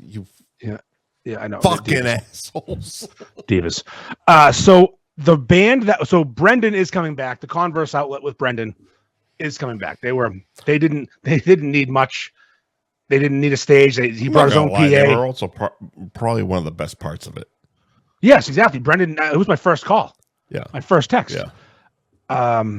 Even with fucking Damn Bob Donald ducking the fucking North Shore Beach song. well, Billy fucked it up. We all know about that. Well, Billy fucked it up, and then fucking Damn Bob stepped in, sans pants. Yes. It was just like, I got this shit. So that's one thing is I spent a lot of money on the party. Mm-hmm. Also, the name of the party was not something that a random person would go to. I mean... Who's Ferg? I mean, I'm well known-ish. I feel it's something that could be cultivated to a thing. I mean, you're on Chronicle. Yeah, but I need You're to. kind of famous. I need to present and give it a benign. I know it's a hard word for you. I know what benign means. A harmless name that everyone can get behind and won't feel like, what the fuck am I going to? Right. But again, we were riffing off of Wayne stock last year. Right. And we on this show decided to name it Ferg Fest together. You and I were talking back and It was forth. the first thing I spit out. Yeah. And like we Oh, went with Ferg it. Fest, you fucking asshole. Yes. And again, I'm that guy that would name something after himself. And I found it funny. What I didn't find funny is losing money. Right. So I liked, and also what pissed me off about last year's event, because we couldn't sell out the building, Right. they stayed open for random people. Right. And they were just coming and going and watching stuff and weren't paying for the ticket. And I was paying for their entertainment. Right. And the way that we worked out the deal with everybody involved was the brewery sells beer, Mm-hmm. the food trucks sell food, Mm-hmm. I sell tickets and hire all the entertainment. And when it's all said and done, I hopefully don't lose money. Right. Well, it didn't work out the way I wanted to, so I want to sell this fucking thing out. So I could say Chronicles Andy Ferg presents, Chronicle presents. Yeah. But I'm just trying to think of and the you best. Get all the fucking 60-year-olds. Yep. Now listen, they buy tickets, they can come play. Yeah. Also the band we've decided to go with this year, they played at the Bentwater event from years past. Okay. It's a band called the Big Old Dirty Bucket. Good name. They're a funk name. band. Yeah, they're fucking. It's a great funk band. They're a lot of fun. They get the crowd moving. It's not. They don't do much covers, but they do most original songs. But it's good fun music, and they don't require a stage or a sound system. Okay. They just need a place to play. And the way he said it, he goes, "There's a lot of us. You don't want a stage. You won't be able to fit us all in there." They have a horn section From the Bentwater thing. The Bentwater thing from years ago, the festival, there was a like band playing. 3 people. No, There was band 3 huge. people and Al Delano dancing. No. Earlier in the day, there must have been a second band. Oh, okay. Because early in the day, there was a funk band. There was a lot of them. They have a trumpet, a saxophone, guitar, drums, multiple singers. The Blues Brothers show Literally. band and review. Fucking white George Clinton's on that fucking band. So I'm thinking, here's the problem. It's a food truck festival. Shh. Would you blow me where the Pampers is? Lay off the pipe, man. George Clinton's playing here. Jake Busey, rest in peace. Fuck. I think he's still alive. Jake Busey's dead. Is he? Yeah. Fuck off. Jake Busey? I thought he was dead. Oh, no, I'm thinking Chris Penn. Chris Penn is dead. Yeah, the other brother that no one cared about. Yeah, no. Nah, Jake is still alive. Jake is Gary's son. And Gary's still alive. That's amazing. Gary's still alive. Gary Busey. Utah. Give me two. All right, so here's the thing, Mike. Let's get to brass tacks here, man. All right, so we got to come up with a name for this motherfucker, huh? I mean, here, I'll give you the logistics. We have likely 4 food trucks again. Okay. 3 will show up. Riverview's locked in, yes. Riverview's locked in. Big Pig's already there. They're locked in. Beefy Boys is on vacation, waiting to hear back from them. So we're doing it at the same spot. Same spot. True North Brewing. True North. Okay. Dave from Twisted Fate wanted me to do something on his new spot, but he's getting 8,000 seat arena. And I said, Dave, I can't handle that kind of pressure. I'm not the 8,000 seat guy. Yet.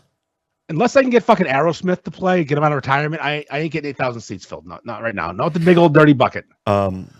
If you book it, they will come. They will come. Yes, exactly. Follow the weird naked Indian or the weird. We need a weird naked Indian. Festa. We need a weird naked Indian. He's got to be at least 1%. Festa is our weird naked Indian. He cut my hair today. It looks fantastic as usual. Oh, of course. I look a little like Biff though. You do have a Biff thing going. Yeah, Biff or Chet from Weird Science, both of them.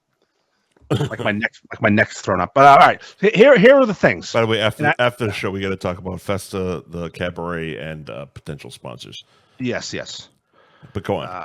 I talked to him today about possibly that happening because he's and keep and shift a little bit. There you go. He did mention that the last show we did at the Cabaret, which was a courtesy show, which was not a sponsored show by any means. Right. I didn't get paid. Neither did I. Nobody got fucking paid for that, pal. Cost me $200 to perform that night. I bought ones and fucking tipped the girls. Did he give all your money away again? No, I didn't put it out in front of him. Fucking good move. So, all right. But we will talk Here are the about things. that. We have food trucks, but not just beef trucks. We have pizza, barbecue, probably Denali and his new concept, and probably Beefy Boys. Fucking good darling Chinese, kid. Chinese here. I love the Chinese sausages. We also have two bands. I would say a folk band with Brendan and a funk band. So it can't be Folk Fest or Funk Fest. That doesn't make any Folk and sense. funk. It's good. I need something people will go to with their family. All right, here's the thing. Everyone gets laid. My wife said the exact same fucking thing yesterday. I love Mrs. Ferg. You know, actually, that was one of her ideas. And then the other one, she said, how about North Shore Beefs presents Park and Puke? North Shore Beefs presents Everyone Gets Laid. If we can get that band to show up, I'm in. You already got them. We do have the funk all stars. You got the funk and you got the folk. It's fucking perfect. We do have everything. We have Kumbaya. Now the My family Johnson. part of it, I don't know. Yeah, that's the thing. I need people to buy. I just need people to buy fucking tickets. You're not going to get a shitload of help from me or your wife. That's okay. I'm thinking because it's Ipswich and they have the river. We could do Riverfest. Ugh. I know it's fucking gay, but I'm trying to think of something simple that people will fucking show up to, not just the animals. I need non-animals to come. Fuck. All right, let's actually think this out. Riverfest. North Shore Food and Music Festival. Let's not shortchange yourself and be too fucking generic. It has to be something interesting, something creative, something that grabs people. The Fuck Fest. I mean, I'm the guy that came out with Wicked Bites for fuck's sake. We could do the Wicked Festival. Ooh. North Shore Beefs presents. North Shore Beefs presents The Wicked Fest. The Wicked Food and Music Fest. Oh my god, that's still perfect. And do it in orange fucking letters. Oh yeah. Wow, what a cuck that would be. Oh my god. The Wicked Good Festival, kid. Oh my god, it's so That's shit actually though. that's actually hilarious. It is terrible. It's terrible. It's fucking terrible. We got this though. Hey, I'm just gonna answer Nick's Place in Burlington on Instagram real quick. Bracket came out. You missed it. You are the number 1 seed in the Raphael Devers bracket. It's the worst bracket ever. Number 2 seed in that same bracket with you is Toastamos. Number 3 seed is Nikki's North Andover. Beefapalooza sounds great. Again, Instagram comment, but it's not just beefs. Yeah, It's, but Mike you Sullivan, might have to Beef lean Bash. into that. You might have to lean into the North Shore Beefs thing. I'm gonna use it as the presents. I understand what you're trying to do, but you might have to just lean into it completely, even though it's not like there's a beef truck there. I could do the summer bash. That's Mike Sullivan, New England Beef Bash. Yeah, I saw that. Love the word bash. Yeah, bash is great. Summer bash would be good. North Shore Beef presents Summer Bash. Summer Slam. Beef bash doesn't suck. It doesn't, but there's only one beef truck. Who gives a fuck? What about the pizza truck and the fucking barbecue truck and whatever fucking People are Donnie's gonna buy selling that pizza thing? and beef. I don't want people to go there thinking they're getting all these roast beef shops. I want them to know. All right. Spring Fling. No, gay. North Shore Fuck Fest. North Shore Fuck Fest is great. 21. It fucks with them a little bit. Yeah, that's right. It fucks with, you gotta fuck with them a little bit. The summer But summer it's bash. 2025. Yeah, but we want only 21-year-olds to show up. That's right. There's Heidi. She's still 21. What? Is Heidi still 21 again? Heidi, yeah. We call it the Heidi Fest. Heidi is eternal 21. I like that. She's That like a was the day fucking you found out- vampire. The day you found out she was real. I still don't believe it. Well, you guys picked her up in character. Well, One of you did. Will did. Yeah, the North Shore Beef Fucking presents Mongo did. Summer. Maybe Summer's got to be in there. I don't know. The River Rave. Does BCN still own that fucking copyright? BCN isn't a thing. Ipswich River Rave. The Ipswich, the North Shore Beefs River Rave. No, it should be presents the Ipswich River Rave. Not Ipswich. It's too Too much? Too specific. I mean, I've been to multiple river raves. I was actually a star. And I hit on Stephanie McMahon at one of the river raves. Question in the Instagram chat. In the Instagram chat was what are the foods? We have a pizza truck, a barbecue truck, a roast beef truck, and a potential. Probably steak tips and sausages in the last truck. Sausages, kid. Yep. It's the fucking North Shore Food and Drink Festival. It's what it is. North Shore Food and Beer Festival is what the fucking thing is, I guess. North Shore Beefs presents the Food and Drink Fuck Fest. The Food and Beer Fuck Fest. Food and drink. Well, there's only beer. They don't have wine, do they? Get water. That's true. They can get water. They can go fuck themselves, too. They have seltzer. You can go fuck yourself. Can get water. That's right. North Shore Beefs presents the food and the food truck. No, hold on, ready? The Beer and Food Truck Fuck Fest. That's a lot of words, pal. It is, but they rhyme. It's alliterative, I think. No, it's not alliterative. It's rhyming. You're a poet and didn't know it. Oh. North Shore Beefs presents. North Shore Beefs presents the food and truck drink bash. Summer bash. Food truck and beer summer bash. Big old titties fest. Big old dirty bucket of titties. The Funkin' Folk Fest. The Funkin' Fuck Fest. The Funkin' Fuck Fest. Well, actually, I think fucking folk, if you were to combine them, funk and folk make fuck, don't they? You're the wrong people to come up with this shit. Ask your wife. I'll put it up. Someone have a great name for it. But of course, she's the one that came up with F buddies, so it might be the wrong person. So she also said park and puke, so she's killing it. She's absolutely killing it. Just call it park and puke. That's great, honey. Thanks for all your input. Appreciate the help. I'm asking real questions here. Oh my God. But anyways, this is happening. It's going to be June 8th this year. It's actually happening. It's still the same weekend, first weekend in June. Could be the GFY festival, like this guy says on the Instagram chats. Go fuck yourself. I mean, get Nick Stevens to come out. Oh, speaking of, do you know him and I have dinner soon? Good. He started. I mean, because Fitzy kind of was the guy, the spearhead for that GFY shit. Yeah, he's early days GFY guy. Yeah. He was talking on that Everyday Maggie's post about steak tips. Mm-hmm. She's that blonde Boston chick that's in the deli videos sometimes. Yeah. I don't dislike her for who she hangs out with. I get what she's doing. I get it. Yeah, you don't have to always be with someone cool. So he's talking about some fucking steak tip restaurant in fucking Newton. Have you tried this stupid place no one else has been to? No. What is it? I don't know. Champion's Pub's the only answer when it comes to steak tips. Okay. So I commented. For old people, it's Newbridge, but whatever. Is it Newburgh's? Newbridge, yeah. Newbridge, yeah. And he commented that try this place, blah, blah, in Newton. I said, you're an idiot. Go fuck yourself. Champion's Pub is the only place worth going to, and when you want to go, I'm buying. Yeah, fuck yeah. Because me and Nick have an online chatter relationship. He's worn my stuff on Comcast Sportsnet. He's a good guy. Yeah, yes, I like him. He's nice. Fantastic human being. Out of nowhere, I get the DM. It would be rude to not accept that. Again, we've talked, but it's been a while since you flirted. Yes, we've been chatting over the years. It's not like I've never talked to him. Our DMs are full of conversations. Sure, but it's been a minute. Yeah. And I said, well, you tell me when. I know he's in town. He's doing the afternoon show on EEI now, but he's only here a couple times a week. Right, he did. Congratulations. Yeah, he got that gig right now, which is the hardest gig in the town because of who you're going up against. But hey, good luck, pal. It's a fucking good one.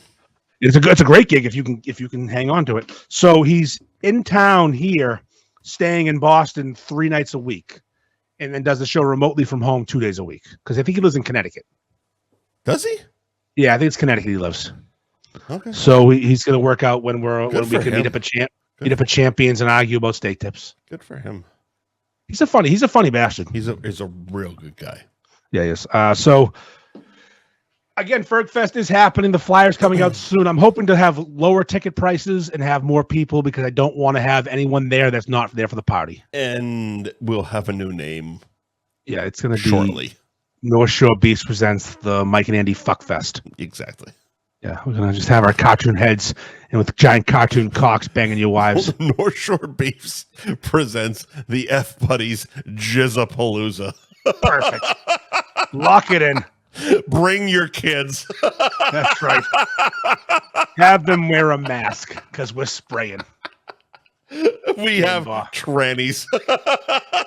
We will have a tranny. You don't know who she is. We don't know, but we do. You'll never know which one of them's a tranny, but we got one.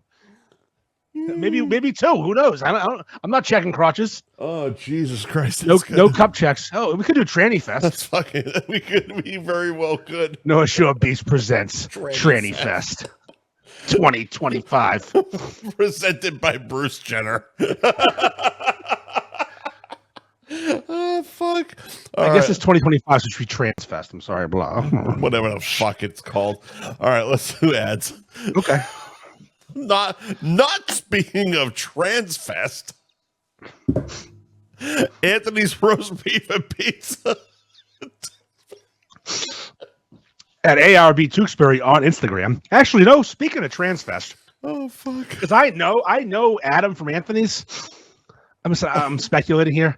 I don't think he would be upset if he ever found himself in a bed with a girl with nice tits and a cock. Oh, a word? I'm just saying, the conversation him and I had, he said some strange things. And my pal Adam might be down with some joystick play. All right. If that is right, you see, what you do is you take this large-titted woman. Let me just go ahead, sir. So, nice-titted woman, what you do is you push her legs up by her ears. So now you're exposing the asshole where she rotates her hips back. Right. And you get the asshole, and you're just going to town on the asshole. Pounding the asshole. She's got this floppy dong because do you know it's the asshole, or do you think it's a cunt? Oh no, you know it's the asshole all because right. So you're all in that this is a dude. You found out. You fucked around and found out. You didn't know already, but you didn't care. It's you're fluid. You're living the life. All right. And now you're pounding away on this twink's asshole with her nice tits, but she's got this floppy hog. So you got a joystick for the fun. You know, it's like you're fucking driving playing Atari back in the day. Sure. You know what's funny? I just learned the other day on the tranny topic. Their dicks don't get as hard, and they don't shoot ropes. They puff little fucking just a bit. How did you find this out? I sometimes end up in the wrong fucking Instagram post. How did you find this fucking shit out? It was one of those things just scrolling by, and the person said, "You just stopped."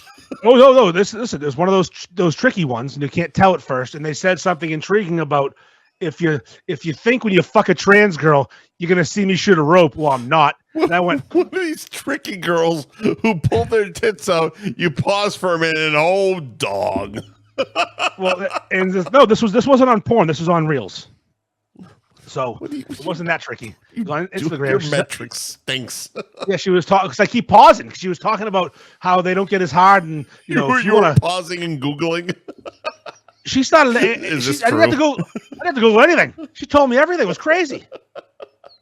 Our dicks don't get as hard. We don't come as much because of the hormones. I'm like taking notes. Really? All right. I guess I'll lower expectations next time I'm down to a trans chick. Smoking hog. Oh my God. Fuck. Just kidding. I don't smoke hog. So Anthony'sTewksbury.com is where you can order I'm online. not homosexual, but I am willing to learn. Anthony's has great food porn, but nothing like my Instagram algorithm. They fucking do. If you like sausage porn, you should look at my algorithm. Oh my God. One of their, I'm just going to try to barrel through this. Yeah, do your best when I talk about trans dicks and their flaccid little floppy cocks. One of their last reels had a fucking beef that had just fucking sexiest steam ever. You saw it. I did. You got hard.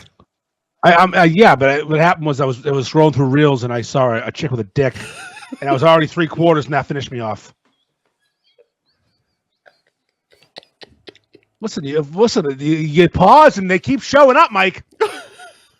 You hover for 1 second and you got retards, midgets, and fucking trannies, and roast beef sandwiches, but it's getting less roast beef. Oh, speaking of the one I sent you today, yeah, with the girl from the sandwiches and the fucking other girl who makes eye contact. Yeah, what the fuck? Oh, she's ridiculous.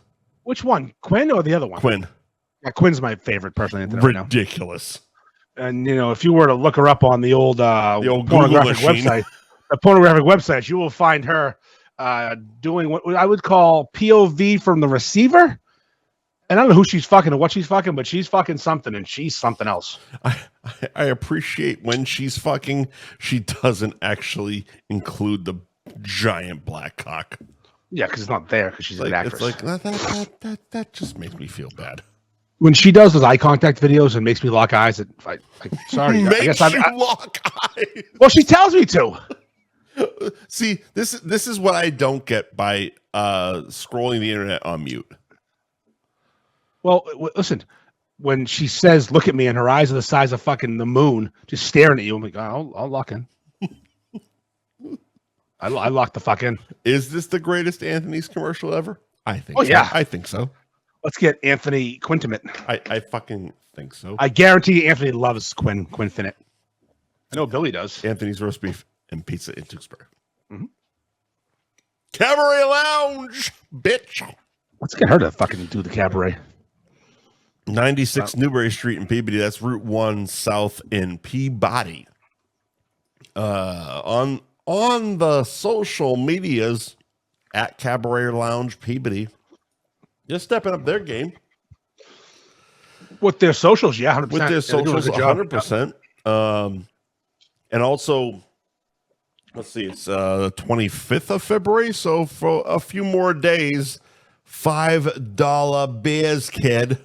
Yeah, bottled beers from the bar, $5. Good deal.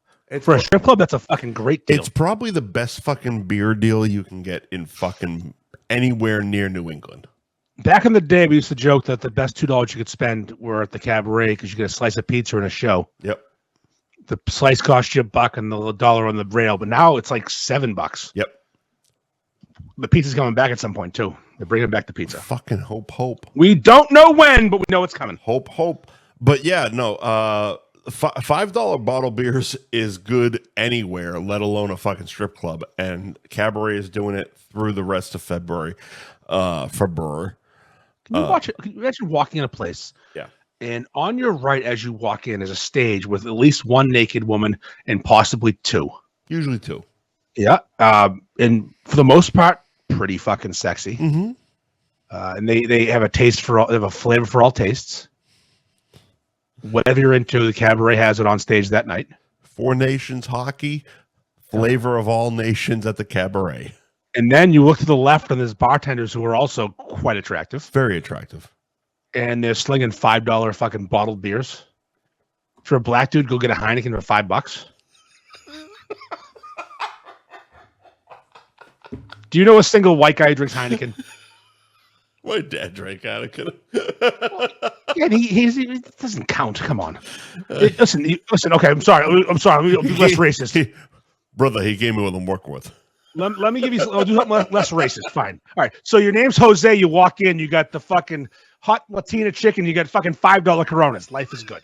Life is good. You know what the fuck? You know, a black guy, brown dudes. We gotta. Can we just do the draft soon? The draft of what? I want to sneak a question in real quick if we're done with ads because it's a good time for that. That's the Cabaret. We got a question for you. No drafts. It's a one-off. Go ahead. Do it with this one because we got Nick's in a second. And all right, if you could, all right, we got two more fucking sponsors after that. Take white man off the board. Yeah.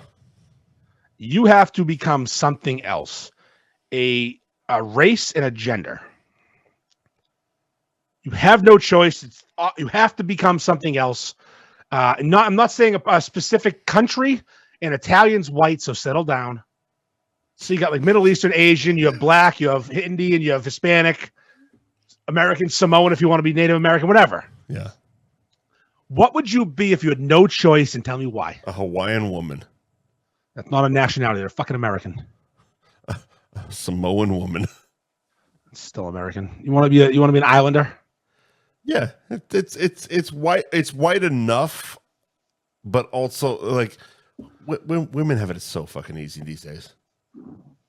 I don't give a shit what any of them say. I don't give a shit what any of them say. Women have it so fucking easy. In some ways, sure. I would be making a killing if I was a woman. Okay, yes, with OnlyFans stuff like that, and the internet and Instagram. No, that way, I would be such a whore. I would be a fucking whore. and I would be such a fucking millionaire. Now, just okay. That's great. You're doing well. So something like islandy exotic. Yeah. No, a Polynesian woman. There you go. Yes, I understand. I would be a Kowloon waitress and a fucking OnlyFans model. Okay. Oh no, that's a great answer. I'm going to give you my pushback on that. Go ahead.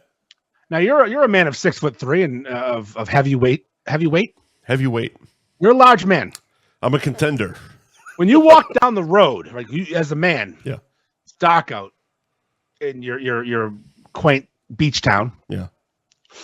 Are you ever concerned? No, never. Have you ever in your life been concerned? Once, twice.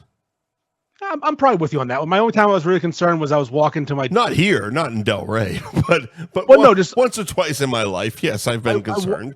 I walked to my truck at the Riviera Cinema, and it was the day of the flea market way back when, and the drug deal was happening next to my truck, and there was the parking lot was empty besides my truck and the drug deal, and I was walking in on it. A major one. There was a lot of people involved. I had to pull a knife out. Bad day. Did you have a knife to pull? I used to. My dad was in the Marines, and they issued a knife called the K-bar, which is almost a Rambo knife, but not quite as huge. Mm-hmm. And when he died, I bought his truck. Yeah. For my mom, like as part of my inheritance or whatever. I took his truck over. Yeah. And I went under the front seat, and he had hidden his Marine issued K-bar for protection under his front seat, so I claimed it. So that day, I went to my truck, and there was people coming. They wanted to know why the fuck this white. I was wearing corduroys in a pastel yellow collared shirt. Yeah, from Macy's because it was Mother's Day, and my wife wanted to go to lunch in the movies and wanted me to dress nice, like a little boy going to the Sears catalog photo shoot. Yep. So I had like beige corduroys and a yellow shirt with blue stripes. It looked like a fucking homo, as you know. And I'd lost some weight, and I was about to get killed. So I pulled my knife out and showed it to them and said, I have this. I have this and this you can fuck me with. Yeah, there's my only chance. There's a bunch of them, and they're going to take it from you. Mike, they were coming regardless. It's the whole Mel Gibson go crazy theory that I learned when I was in like elementary school. The crazier you act, the less likely you are to get fucking killed. And you're getting killed either way. Who gives a fuck? Sure. So I showed my 6-inch blade, and they walked back to their car. When did you get married? 2005. It's my 20th anniversary this year in May. Wow. It was like the start of my life. I was at 2000. You've been married my whole life. I met her. Shit. Mike, I met her when we were working. I was like 22. I just turned 23. And we were married like 2 years later. Wow. Lived together for a year, married 2 years later, kid 2 years later after that. It's amazing that we can have conversations with so little in common. Well, I used to like wrestling too. Yeah. Difference is you still do. Still do. Anyways, no. So the reason I brought that up was why did you bring it up? As a woman, like as a father of a 17-year-old girl who has to walk to her car, right, and being a large, bulging man, mm-hmm. I know that there's nothing women could do to stop me from doing something. Right. And that's why I would never choose to be a woman, knowing how helpless they are in the dark. Also, they get groped a lot. So what would you be?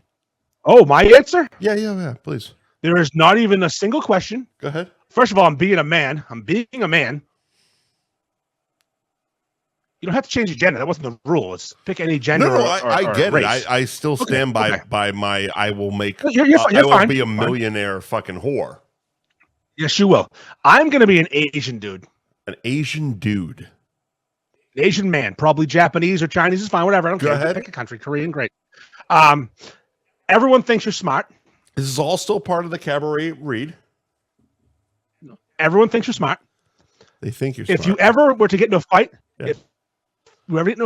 and you made any sort of gesture, they're running scared. They think you know karate or jujitsu or some shit. Okay? You got a small dick. Yeah, Yeah. I've been living that life my whole fucking 45 years. Congrats. They don't think you can drive? What if I can? I surprised everyone with driving ability. Right.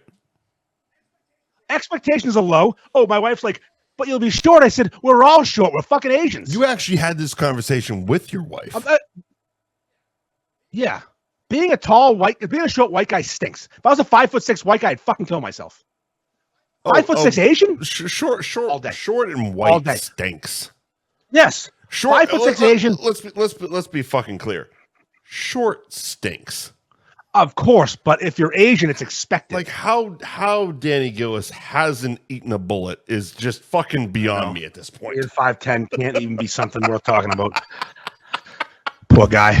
I so hope he fucking shows it to us to fate on St. Patrick's Day.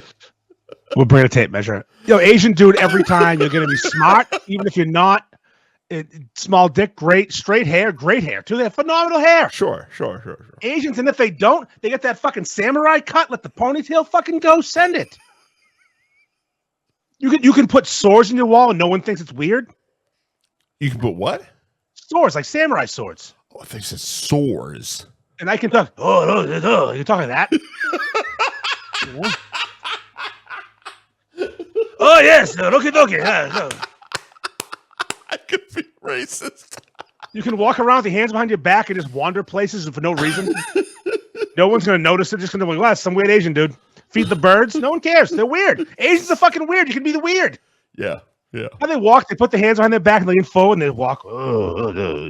They mutter themselves. Drink Sapporo, eat sushi. What a fucking life. I'm going to be Asian. My eyes are halfway there, actually. Kind of Asian, because, I mean, Polynesian, Asian, Kowloon.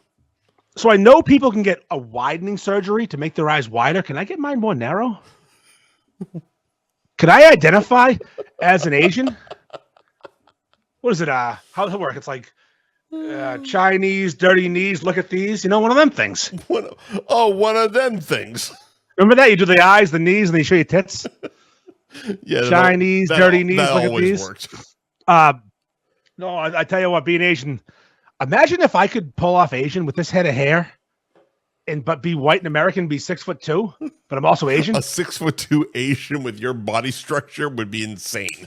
I'd fucking be in the NBA. You'd be a fucking sumo. I'd be good at you would that, definitely too. be MMA at that point. I would be good at that. I'd be fucking kicking ass, taking names. That's the thing. If you were you but Asian, you would be MMA. I tell you, my eyes aren't far off right now. I keep eating. The cheeks keep getting bigger. My eyes get smaller. But you said you'd be a man, right? Asian man all day. Asian man all day. Okay. If I had to be a woman, I would be probably bitchy black woman, a sassy black girl with a fat ass. No one. I was watching a show. My wife was watching Wags to Riches on Netflix the other day, and it's about like athletes' wives and girlfriends, which is WAG stands for that. It's an acronym. I mean, the first thought would obviously be a black woman, but I feel like there's more of an acceptance on the Polynesian side of it. Asian's the best thing not to be unless you're white. Yeah, Asian's the best. Yeah. Also, no one's raping. Actually, they'd rape you because your Polynesian chicks are hot. Like a little Chinese thing. Yeah, but again, weird feet. If you're working from home, you're not going out much. You're getting raped. You're getting raped so fast. Raped first week. But you're getting taken to pound town by some fucking fat again, white look like you. But you know what's better than anybody. If it's for content, go for it. Yeah, send it. Get impregnated by 1,000 dudes in one day. What the hell? Why wouldn't you? Pound my stupid hole for fucking content. Do Polynesian broads have straight pubes? I've yet to fuck a Polynesian broad. Remember that rumor when we were kids that Asians had sideways vaginas?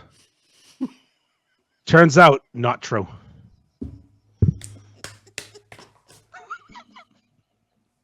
Do you remember?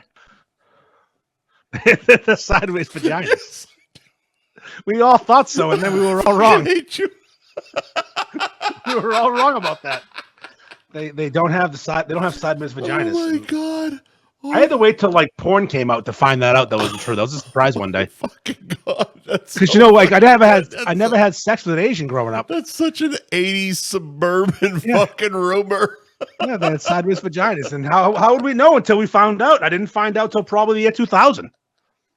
21 years I spent my life thinking sideways vagina. Straight pubes, sideways vagina. Oh my god, that's so. How would that even work?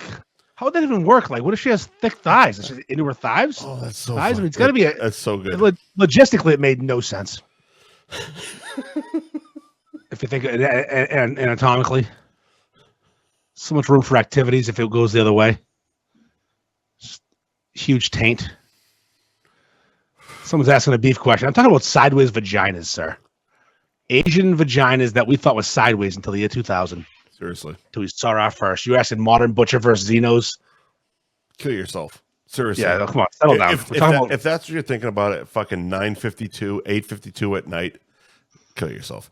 Right. Speaking of killing yourself, Nick's Place in nicksplaceonline.com. Salad dressing. It fits right into this whole conversation. There's salad dressing is lubricant for all kinds of fucking. Yeah, you could probably get one of those in a sideways vagina. Mm-hmm. Day one, too. Let me loosen it up because it's already gapped up. It's wide open. They even have them in fucking like single serving ramekins. Those are the butt plugs. Oh my god! Put a chain on that thing though, because you know what? You'll lose it. You lose it in there. You're not getting it back. Not early. That's for sure. You'll lose it. You'll love it, but you'll lose it. If you don't love it, you'll lose it. So the trick is, if you're an Asian dude, especially, I'm gonna give you an Asian dude help here because we've talked about fucking the next bottle, yeah, or penetrating someone with the next bottle. But if you're an Asian dude, here's the cheat code. You take the ramekin, the little to go ramekin, little plastic cup that they give you, right? Cut the smallest slit you can, like just a fucking little slit, right? Now, you and your 3/4 inch tiny dick, you're Asian, of course. The little pin dicks. You get this little tiny Asian dick, and now you're just bottoming out, and that's got to be a special feeling for a guy who's never bottomed out of the ramekin. Because you can do it then. Now it feels like you're a fucking man. I know if I was Asian again, I'd be bottoming out. Oh shit! I would be bottoming out if I'd be doing that with Nick's Place Online in their famous dressing. Asians can bottom out. Put that on the fucking label. Put that on the.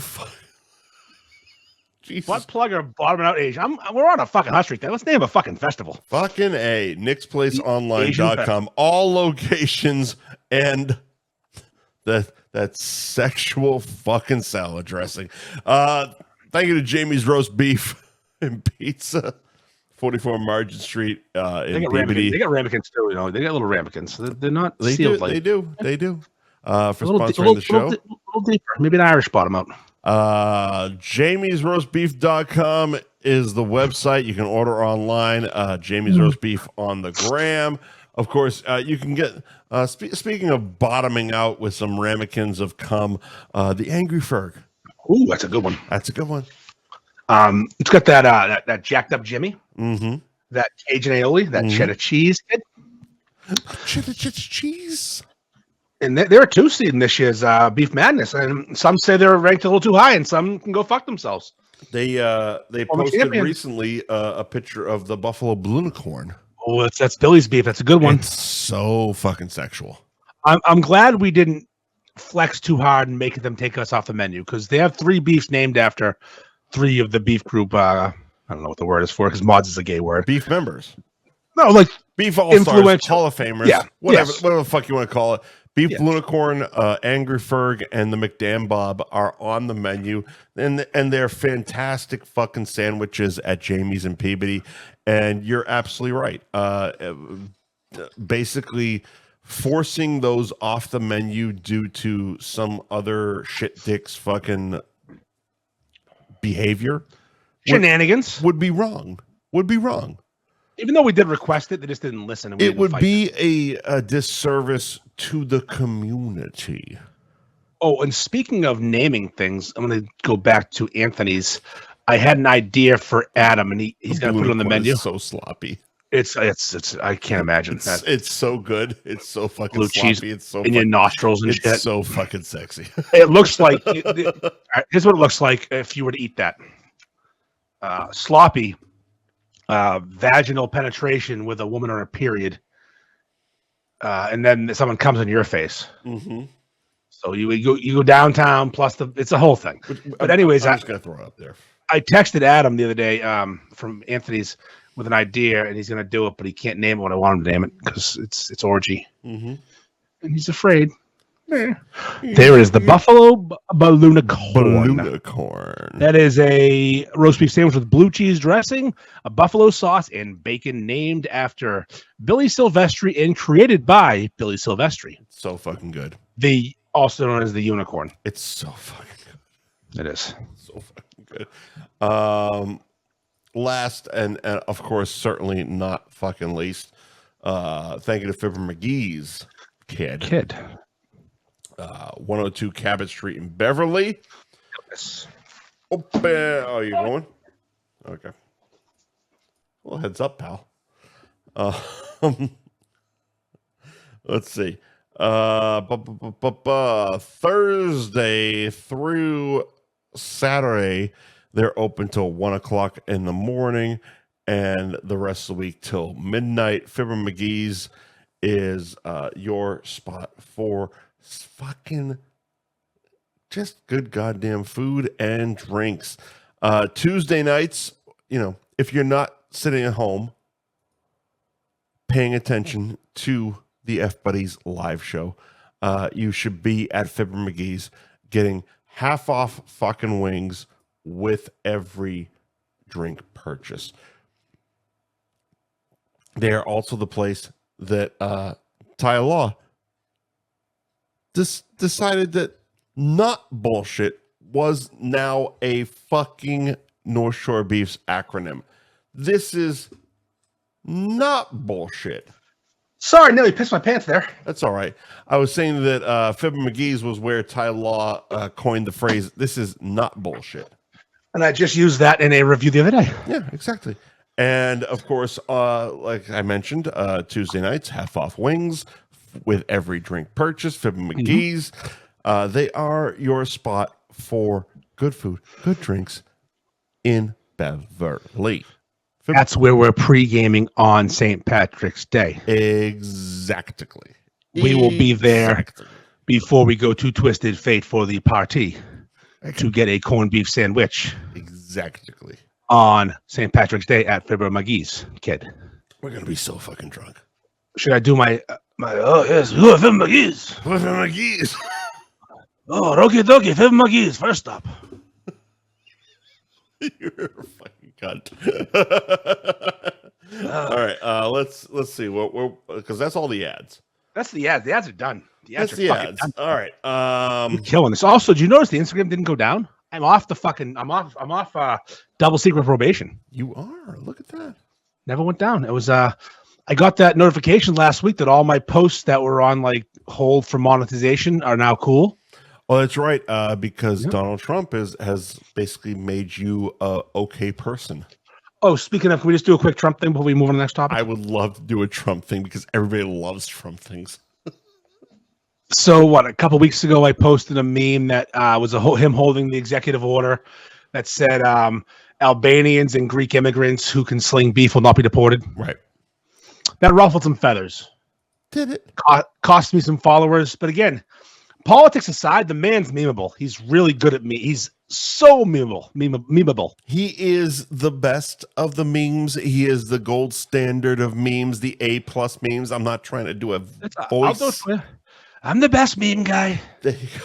No one memes like Mr. Trump. No one memes like me.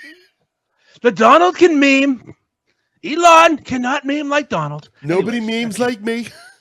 Elon's pretty good meming too. So that ruffled some feathers. And again, I'm not a political guy, but I see an opportunity to use a fucking platform. I'm doing it. Mm-hmm. Fast forward to yesterday, I wake up, and in my DMs is a picture of a menu and a picture of a roast beef sandwich. And the guy's like, I played golf at the Trump golf course yesterday in Jupiter, Florida. I can't believe this is real. And we got lunch in the restaurant, the Oasis Lounge. I looked into it. It's real. And this is what I got for North Shore beef. And the menu said North Shore beef. It absolutely did. I wish I fucking had this on the screen. Mentioned James River, mentioned mayo, cheese, mentioned everything. And I don't I take people at face value. This kid had no reason to lie to me. He wasn't like, hey, this fucking piece of shit. He's like, look at this. Yep. I said, oh, look at that.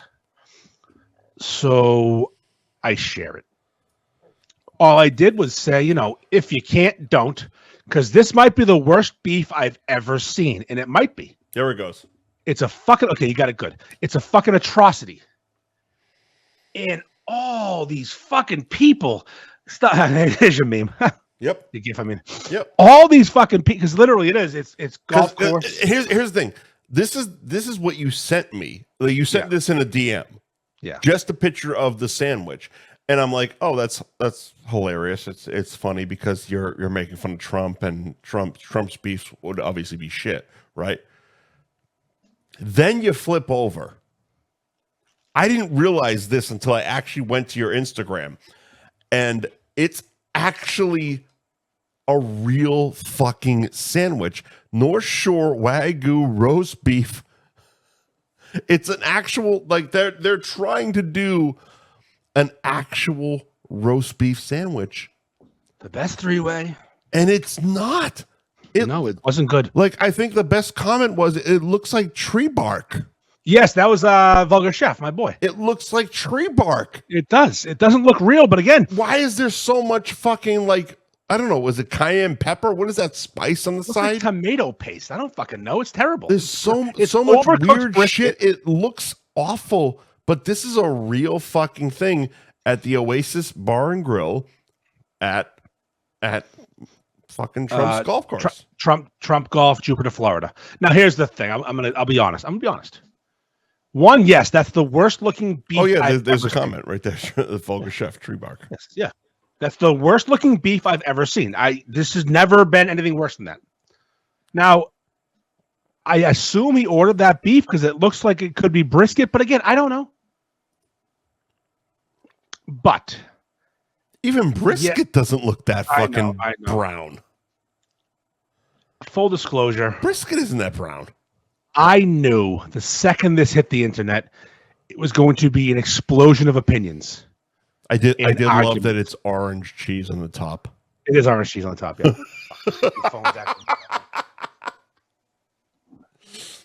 yeah. So, of course, knowing it's a Trump thing, it's going to go off. Yeah. I offered no opinion on his presidency or his politics. I just offered a sandwich, in my opinion, on the sandwich. Right. Comments went hard. I lost followers. You always lose followers on Trump posts. But I gained about 50 because I'm not shadow banned anymore. So It all worked out fine. But yeah, it went hard. It was fun. I was reading yesterday. I was laughing my ass off at some of the comments. The triggered snowflakes on both sides were fantastic. It's ridiculous every time you do anything Trump posts. Yeah. The reaction is fucking phenomenal. The vitriol, the anger. The vitriol. I love that.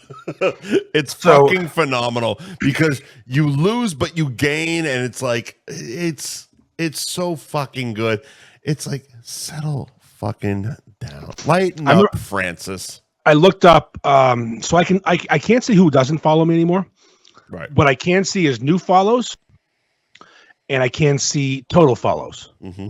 So when I post these, I make a note of my followers, the exact number. Right. To see where I'm going to be at. It was like 29,290. Mm-hmm. And it went down to like 280 at first.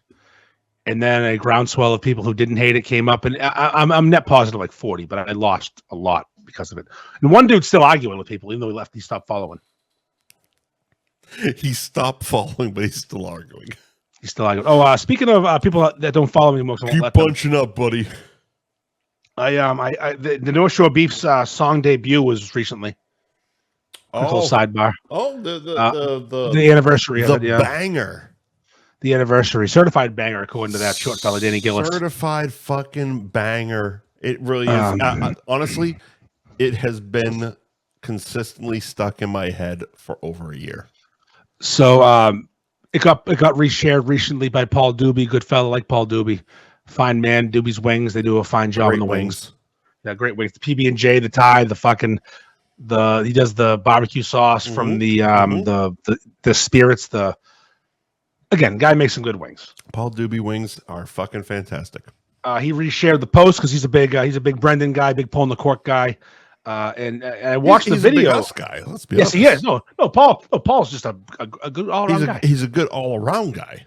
So he's he reposts it and tags Brendan, and it's all exciting. It's my post. It's Brendan's song audio from the podcast, but it's my video that I created last year.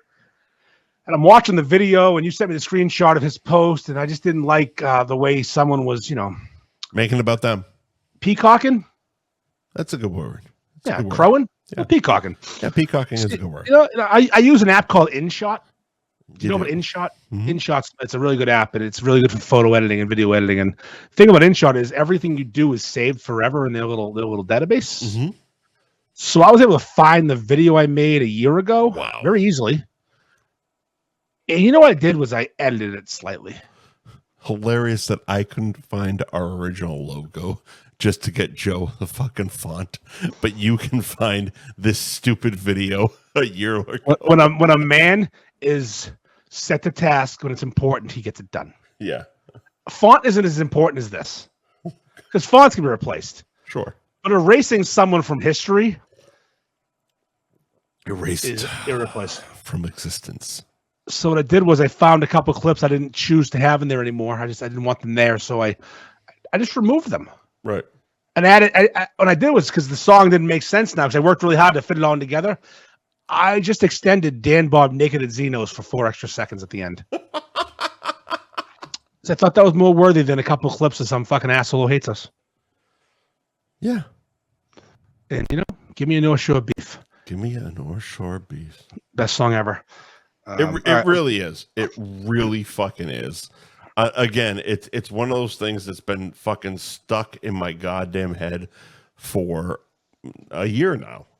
Literally a year. And it's not like I listen to it, but like I'll be like, from the walk, from the 10-second walk from my car to the office, I'll be walking and just give me a North Shore. Motherfucker!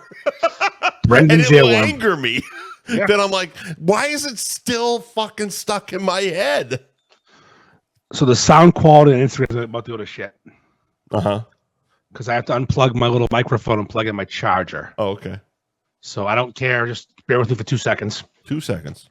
We're going to unplug this. 1. Turn this way down. 2. It's loud. 3. Plug this in. 4. Now way over. He's way over on these seconds. Okay, we're charging. We're back in business, though. All right, good. Facebook has better audio now. That was at least 7 seconds. All right, listen. Can we discuss the top? Listen, it's in reverse order, these two topics, but they're fine. They go together. Okay. I'm going to a bachelor party this weekend. So you want to do bachelor party right now? Well, yeah, we'll do them both. It's all part of a thing. All right. I'm going to a bachelor party this weekend. It starts on Friday. It's Friday night, Saturday night, go home Sunday. It's in Boston. Yeah. Is it? It was supposed to be Nashville. There was talk of Toronto, Vegas, Austin. People's flights weren't making sense, and people are coming from far away, and they'd get there late at night. So there's a whole shit show to deal with. So they ended up just saying, fuck it, we'll do Boston. Which is fine by me because that's local to me, and planes are expensive. Right. So Friday we're going there. We're gonna, get to the hotels or whatever I'm staying if I'm homeless or whatever. We're gonna do a little pub crawl.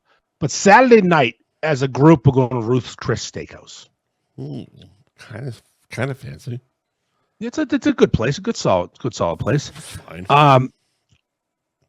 We have reservations, I assume. I think 6:30. And my recent attempt at a steak in Boston at the Capitol Grill was horrendous. We kind of detailed that last week. Yeah, not because of the cut, just it was a bad steak. Bad steak, yeah. Now, but if you're going It was a bad experience. Yes, if you're going to a fancy steakhouse, not just Ruth's Chris, a fancy steakhouse, give me your top 5 steak cuts. And I guess I'm going to pull back real quick. Not just fancy steakhouse, because there ain't 5 cuts that you can get at a fancy steakhouse usually. Right. So what are your top 5 steak cuts in general? All right. So I have my top 5 steak cuts. I just want to preface with, I don't know what cut this is. Okay. But it's the greatest piece of fucking steak I've ever had in my life. Let me write A5 Wagyu down real quick. Exactly. It was A5 Japanese Wagyu. It was fucking $32 an ounce. Whoa. An ounce. And they just served, I think we ordered like 6 ounces of it. So it was like 6 1-ounce slices of literally the greatest fucking thing you've ever put in your mouth. So I wonder what they use, because I mean, normally with typical steaks you want to go with a fattier cut, but all of the Wagyu is fattier. Yeah. It was ridiculous. It was served on a salt block. It was perfect. Perfect. Okay. It was perfect. I don't know what the cut was, and I tried looking it up, and there wasn't an actual, like, I even went to the restaurant's menu, and there wasn't a description of a cut. It was just A5 Japanese Wagyu 32 an ounce cut. What's funny is it could be almost anything, because it's Wagyu. It's gonna be fucking delicious no matter what you do. Fucking amazing. If you can cook it, like you could do flank steak, and it would taste better than anything else. And that's also the thing. You don't really cook it. No, you sear it for like a second. Yeah, it's just because the fat can for a renders so fast. Second, it browns so fast. It's so good. Yeah. All right, number 2. All right, so that was above my top 5 cuts. Okay. That wasn't even a cut, because it's not a cut. It's not a cut of steak. I have no fucking idea what cut it was. Okay. All right. My number 1, bone and ribeye. All right. Now, I was going to put number 2 as boneless ribeye, but I felt like that was cheating. It's like, you know, ribeye is ribeye, but bone and ribeye is just fucking sex. Tenderloin second. That's the tenderloin or the fillet, because it's the whole tenderloin, a slice or a fillet. Tenderloin second, fillet third. Okay, same cut of meat, differently treated though. Exactly. New York strip number 4. Okay. And number 5 is a very New England centric thing. It's the fucking tips.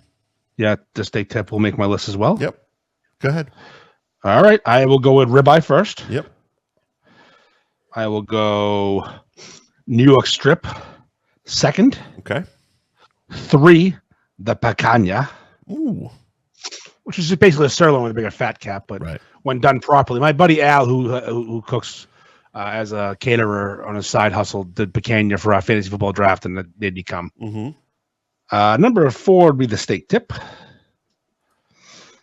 Number 5 will be the fillet, and that will be a under protest. I think I'm out on fillets. I'm not a big, honestly, I'm not a big fucking fillet guy. They are so I feel they're super overrated. They're the most tender, and that's not a lie.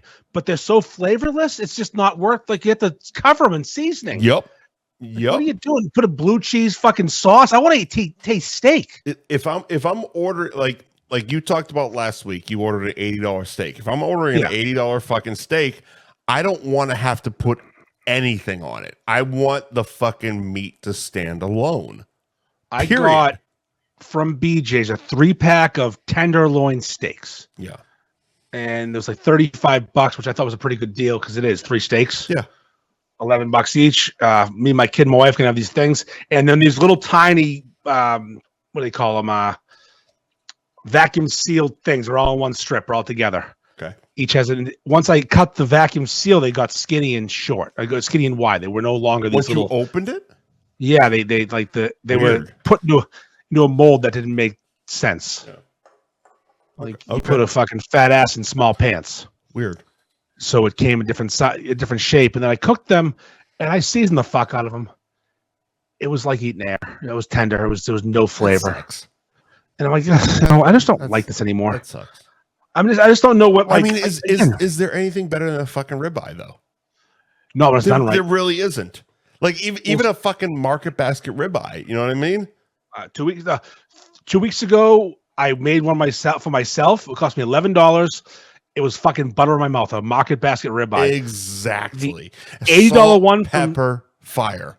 Yeah. Go. The $80 one from fucking Capitol Grill. No, not it. Not it.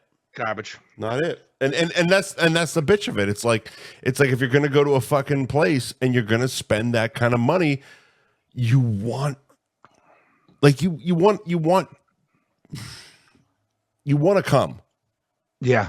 Like so the one of the places that I had that experience. It was a steak au poivre. I'm gonna come. It was a steak au poivre at fucking the Bancroft in Burlington. Yeah. In Burlington. And it was when the original management was there, who are now at the Federal in Waltham. The Federal, okay. The Federal in Waltham. So it's and they brought that steak au poivre with them, and it's one of those things because I've been back to the Bancroft, and it ain't the same, but it's the same that I had over at the Federal. So it's one of those things. It's like you gotta follow the people along with the fucking food. But yeah, it was fucking. The first time I had it, we were doing a TV show. And I cut into like I wasn't paying attention, and we were just filming and cutting and fucking cutting food and all this other shit, and I pointed and I go, so what about the tuna? And the guy looks and he goes, well, that's a steak, and I look because it was purple. Yeah, it was fucking purple. Yeah, that's what. And I go, that's holy shit. And I took a bite of it, and I'm like, this is the greatest fucking thing I've ever had in my life. There you go. And I came back 2 days later with my ex, and we fucking had dinner there, and it was fucking just orgasmic. It was fucking awesome. So it's like you have to trust the people making the food when it comes to this type of steak shit. Another example is 2 different bachelor parties, one at Foxwoods, one at Mohegan Sun. Mohegan Sun, we went to Michael Jordan's Steakhouse. Ooh, that's a good one. Foxwoods, we went to David Burke's Steakhouse. Oh, David Burke, he's a little better. I would rather give my money to a chef than a fucking basketball player with a gambling problem. He got his dad killed too. And it was evident of that with the fucking quality of the steaks. Michael Jordan, okay. Hell of a jump shot, though. Okay. The man's mid-range game was okay. Second to none. It was okay. It wasn't worth the money. It was okay.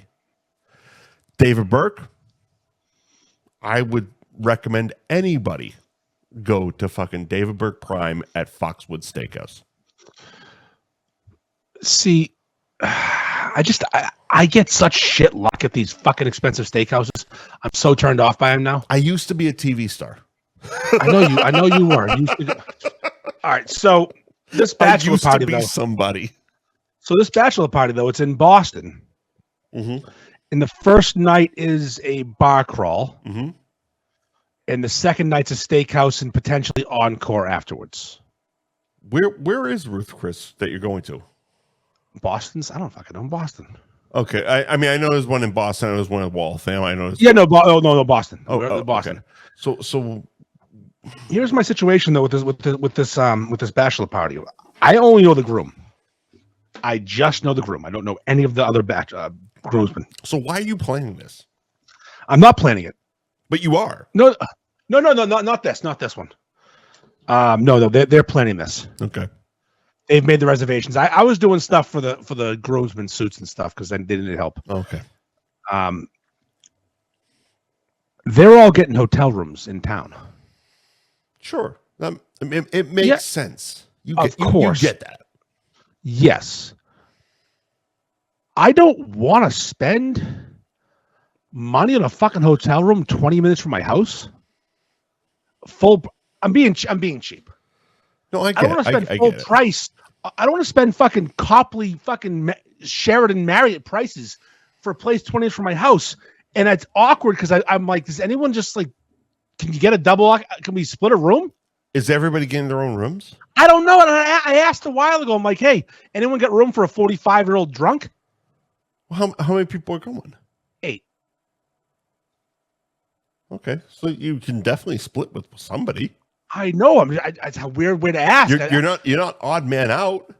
What I think I'm going to do is I'm not going to book anything until I get there, because there's plenty of rooms. Sure. And I'm going to feel it out. And if it's not looking like I'm going to be able to fucking snag someone's, second bed, but also you said that they might go to Encore. That's the second night, not the first night. Oh fuck! You guys are doing multiple fucking nights in Boston. It's going to be so sad. That's the thing, is I just can't. You're not even traveling. I can justify $300 a night in Nashville, not in fucking my. I could justify $300 a night in Connecticut because you're not going home that night. I could Uber home for $40. You know what I mean? Exactly. You can Uber home from Boston. Take the train back the next day. And are these guys from here? Some of them are, some of them aren't. Some people are from fucking Austria. I don't know this. My buddies, Jack's got a fucking eclectic friend group. I'm just saying it's. I'm gonna feel it out. You might have to be the guy that just keeps meeting them up at the bars and then dips out. Or I looked at an Airbnb that was cheap-ish in some sketchy neighborhood. We'll see. I don't know. Yeah, but you got to convince everybody. No, we're not all staying in the same place. Everyone's staying. I don't know. No, everybody's staying in different hotels. This is the worst bachelor party ever. It's weirdly planned. It's the worst bachelor party ever. I know where the groom. I've seen the movie Bachelor Party. They all stayed in the same hotel suite in Chicago. Exactly. We should have a suite. Yeah. Everybody gets a bed. Get a fucking double fucking two bedroom suite with fucking pull-out couches and all kinds of shenanigans and hookers and fire trucks and fucking donkeys doing cocaine and it's fantastic. No, if I was planning this, it would have been very different, but I didn't plan it, so I'm here for the ride. I'm just trying to navigate through this, and I don't know anybody else besides the groom. I've met the best man a couple times from the golf tournament. Sure. I know him, but not like know him. Mm-hmm. And there's other people. There's some exciting whites that I heard are coming. Exciting whites. Well, that's from the Super Bowl. That's what they call the do. I know. So we're going to see what happens. It's just interesting. That's I don't know. It's Friday night. We're going to be in the Bean Town, causing a ruckus, and I'll probably just pass. What'll happen? I know what's going to happen. I'm going to get fucking blackout drunk and get a suite at the fucking nicest hotel in town. For yourself. Yeah. Andy Ferg, big deal coming through. I'm booking. You got that GF5 JetBlue card. I do, exactly. There it is. I'm gonna JetBlue my fucking self to a fucking suite. We all have that card. We lied about our fucking income on. I am going to drag my cock across the city of Boston. Mm-hmm. And I'm in a big time mall because I know how it is. Do it. I'll give him one chance to give me the second bed in their room. There's no second bed. Andy's going hard. Because what's the difference between 300 and 500? Fuck cares. At that point, we're spending money. At that point, who gives a fuck? We're spending fucking money. It's $200. Yeah, great. Who cares? Spend the fucking money. So. Oh, shit. And then I find out my kid's got a ski trip this weekend, which is fine. You know, she can get there. Sure. And my wife's going to be alone. Where is it? Ski trip? Also, I just realized that I haven't changed the date of our fucking thing. That's fine. The year. It's been 2 months. It's fine. Okay. It's been 2 months. It still says 2024. I'm a fucking idiot. So my wife's going to be home alone all weekend. That'll go well for me. It's going to get rough next week. See, that's the thing about women. They don't like alone time. They don't like it. I don't get it. Neither do I. I don't get it. I encourage her to leave. I fucking loved it. I have a PlayStation 5. Divorced my wife and moved into my own place because how much I love alone time. I have a PlayStation. The fuck alone. I have a PlayStation 5 in every app. Seriously, phone. There's nothing for a couple of days I can handle it, but she's not great at being alone, so it's gonna be good. Oh, fantastic! So you're gonna be getting text messages and. Oh no! She'll leave me alone for the. Will she leave you alone? Actually. Yeah. No, she will. She will. It'll be more like the next week will be a little. Well, you were gone last weekend. Okay, I know. Because are you going out? You going bowling? Are you? Can't skip it this week. Okay. Because so when we filmed at Foxwoods, I bullshitted my way into the top 2 floors of the fucking tower. I had the J. Lou suite. Ooh, yeah. I'm a good fucking producer. I'm not gonna lie. Liar, you mean? Good liar. It's one and the same, sir. Okay, it's one and the same. You fake it till you make it, sir. Absolutely. And I had 11 bedrooms, 9 bathrooms, a gold fucking bidet, Ooh. and a maximum occupancy tag on my hotel room. Okay. What was the number? Okay. What was the number? How many? 150. Okay. That's beautiful. Okay. So hammered I got. And it was only me. And so I drove to Connecticut. I drove to Foxwoods with my cameraman in the car. And we got there. And I produced this whole fucking show and got every single person their own hotel room. Every single person. Awfully nice of you. Every single person comped. So, as we're checking in, I'm doing my thing, and the cameraman is next to me. He's doing his thing, and he's listening to my thing. And they go, so make sure you hang on to your card because you need your card to access the elevator to your room. Mm-hmm. That's special, right? Yeah. So, lost your card? No. Oh. So we turn, we start walking. He goes, I want to see what the fuck your card does. Okay. So we went up and, tap my card, open it up, and there's a whole new lobby just for my room. Jesus Christ. The villas at Foxwoods are fucking retarded. They are retarded. There's a full fucking raw bar just for me. And that's not even in the room. That's just getting off the elevator. Get off the elevator. Here's some shrimp. Here's some oysters. Here's some things. And we're walking. And I'm like, I think that's my room. So I tap the fucking card and open the 2 double doors. And I know it didn't happen, but in my head it happened. I heard, oh,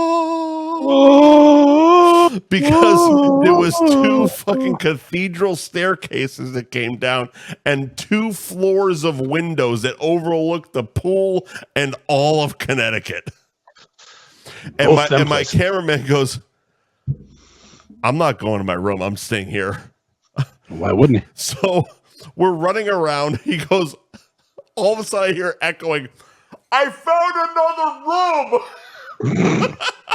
That's the freak off room. It was fucking insane. It was fucking insane. So fast forward to night 1, completely fucking hammered. But yeah, I wake up the next day to like angry voicemails. Why didn't you call me last night? Why didn't you check in last night? I'm like, are you fucking insane? I have a bathtub next to my bed. Was it Scott? No, my ex. Oh, of course. Yeah, fuck that. Yeah. Scott was costing me money. Well, they're both your exes. Yeah. No, Scott was there. Okay. Scott was there. I got Scott his own hotel room. Yeah, somewhere else. He was so upset. He was Holiday Inn down the street. See you later, buddy. He was so upset. So here's the fucked up thing. So Scott is I didn't know this. Scott is a junior.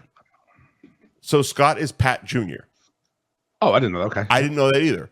So because at the time when I booked PJ, give me a BJ. When I booked all the rooms, I booked for everybody, including Pat. Mm-hmm. Including Pat and his wife, Shirley. And I booked for Scott and Carol. So Scott showed up before us and checked in as Pat. What a fucking moron.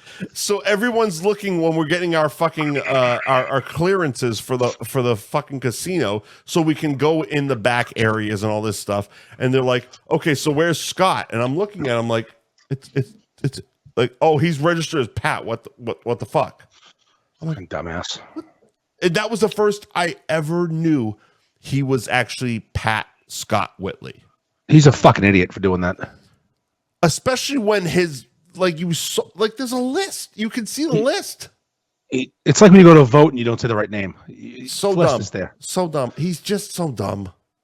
That's a really dumb the person. Worst. He is just the worst. But no, that was a fun experience. I love Foxwoods because of that. I'm looking forward to my weekend. We'll see how it goes.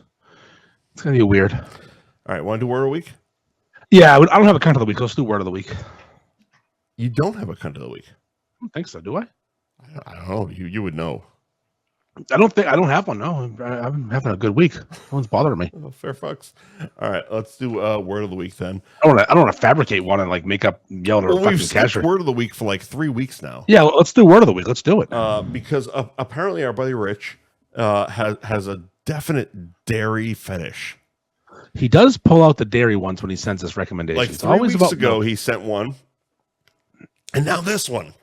Mm-hmm. Green Bay butter churn. Oof, so gross. A horrible. I love it. Starts a horrible. A horrible multi-stage sexual act.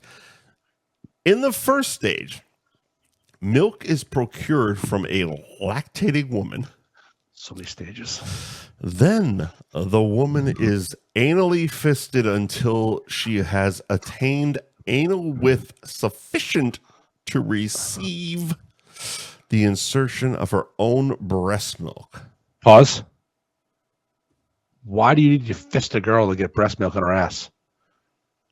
Can't you just use a smaller item to insert? I mean, literally a syringe could get it in there. Mm-hmm. One of those medicine devices you use to give kids medicine, babies medicine. Yeah. You could just use that and put breast milk in her ass. But now go ahead. Sorry. Then she is ass fucked until the milk turns into butter. Maybe that's why.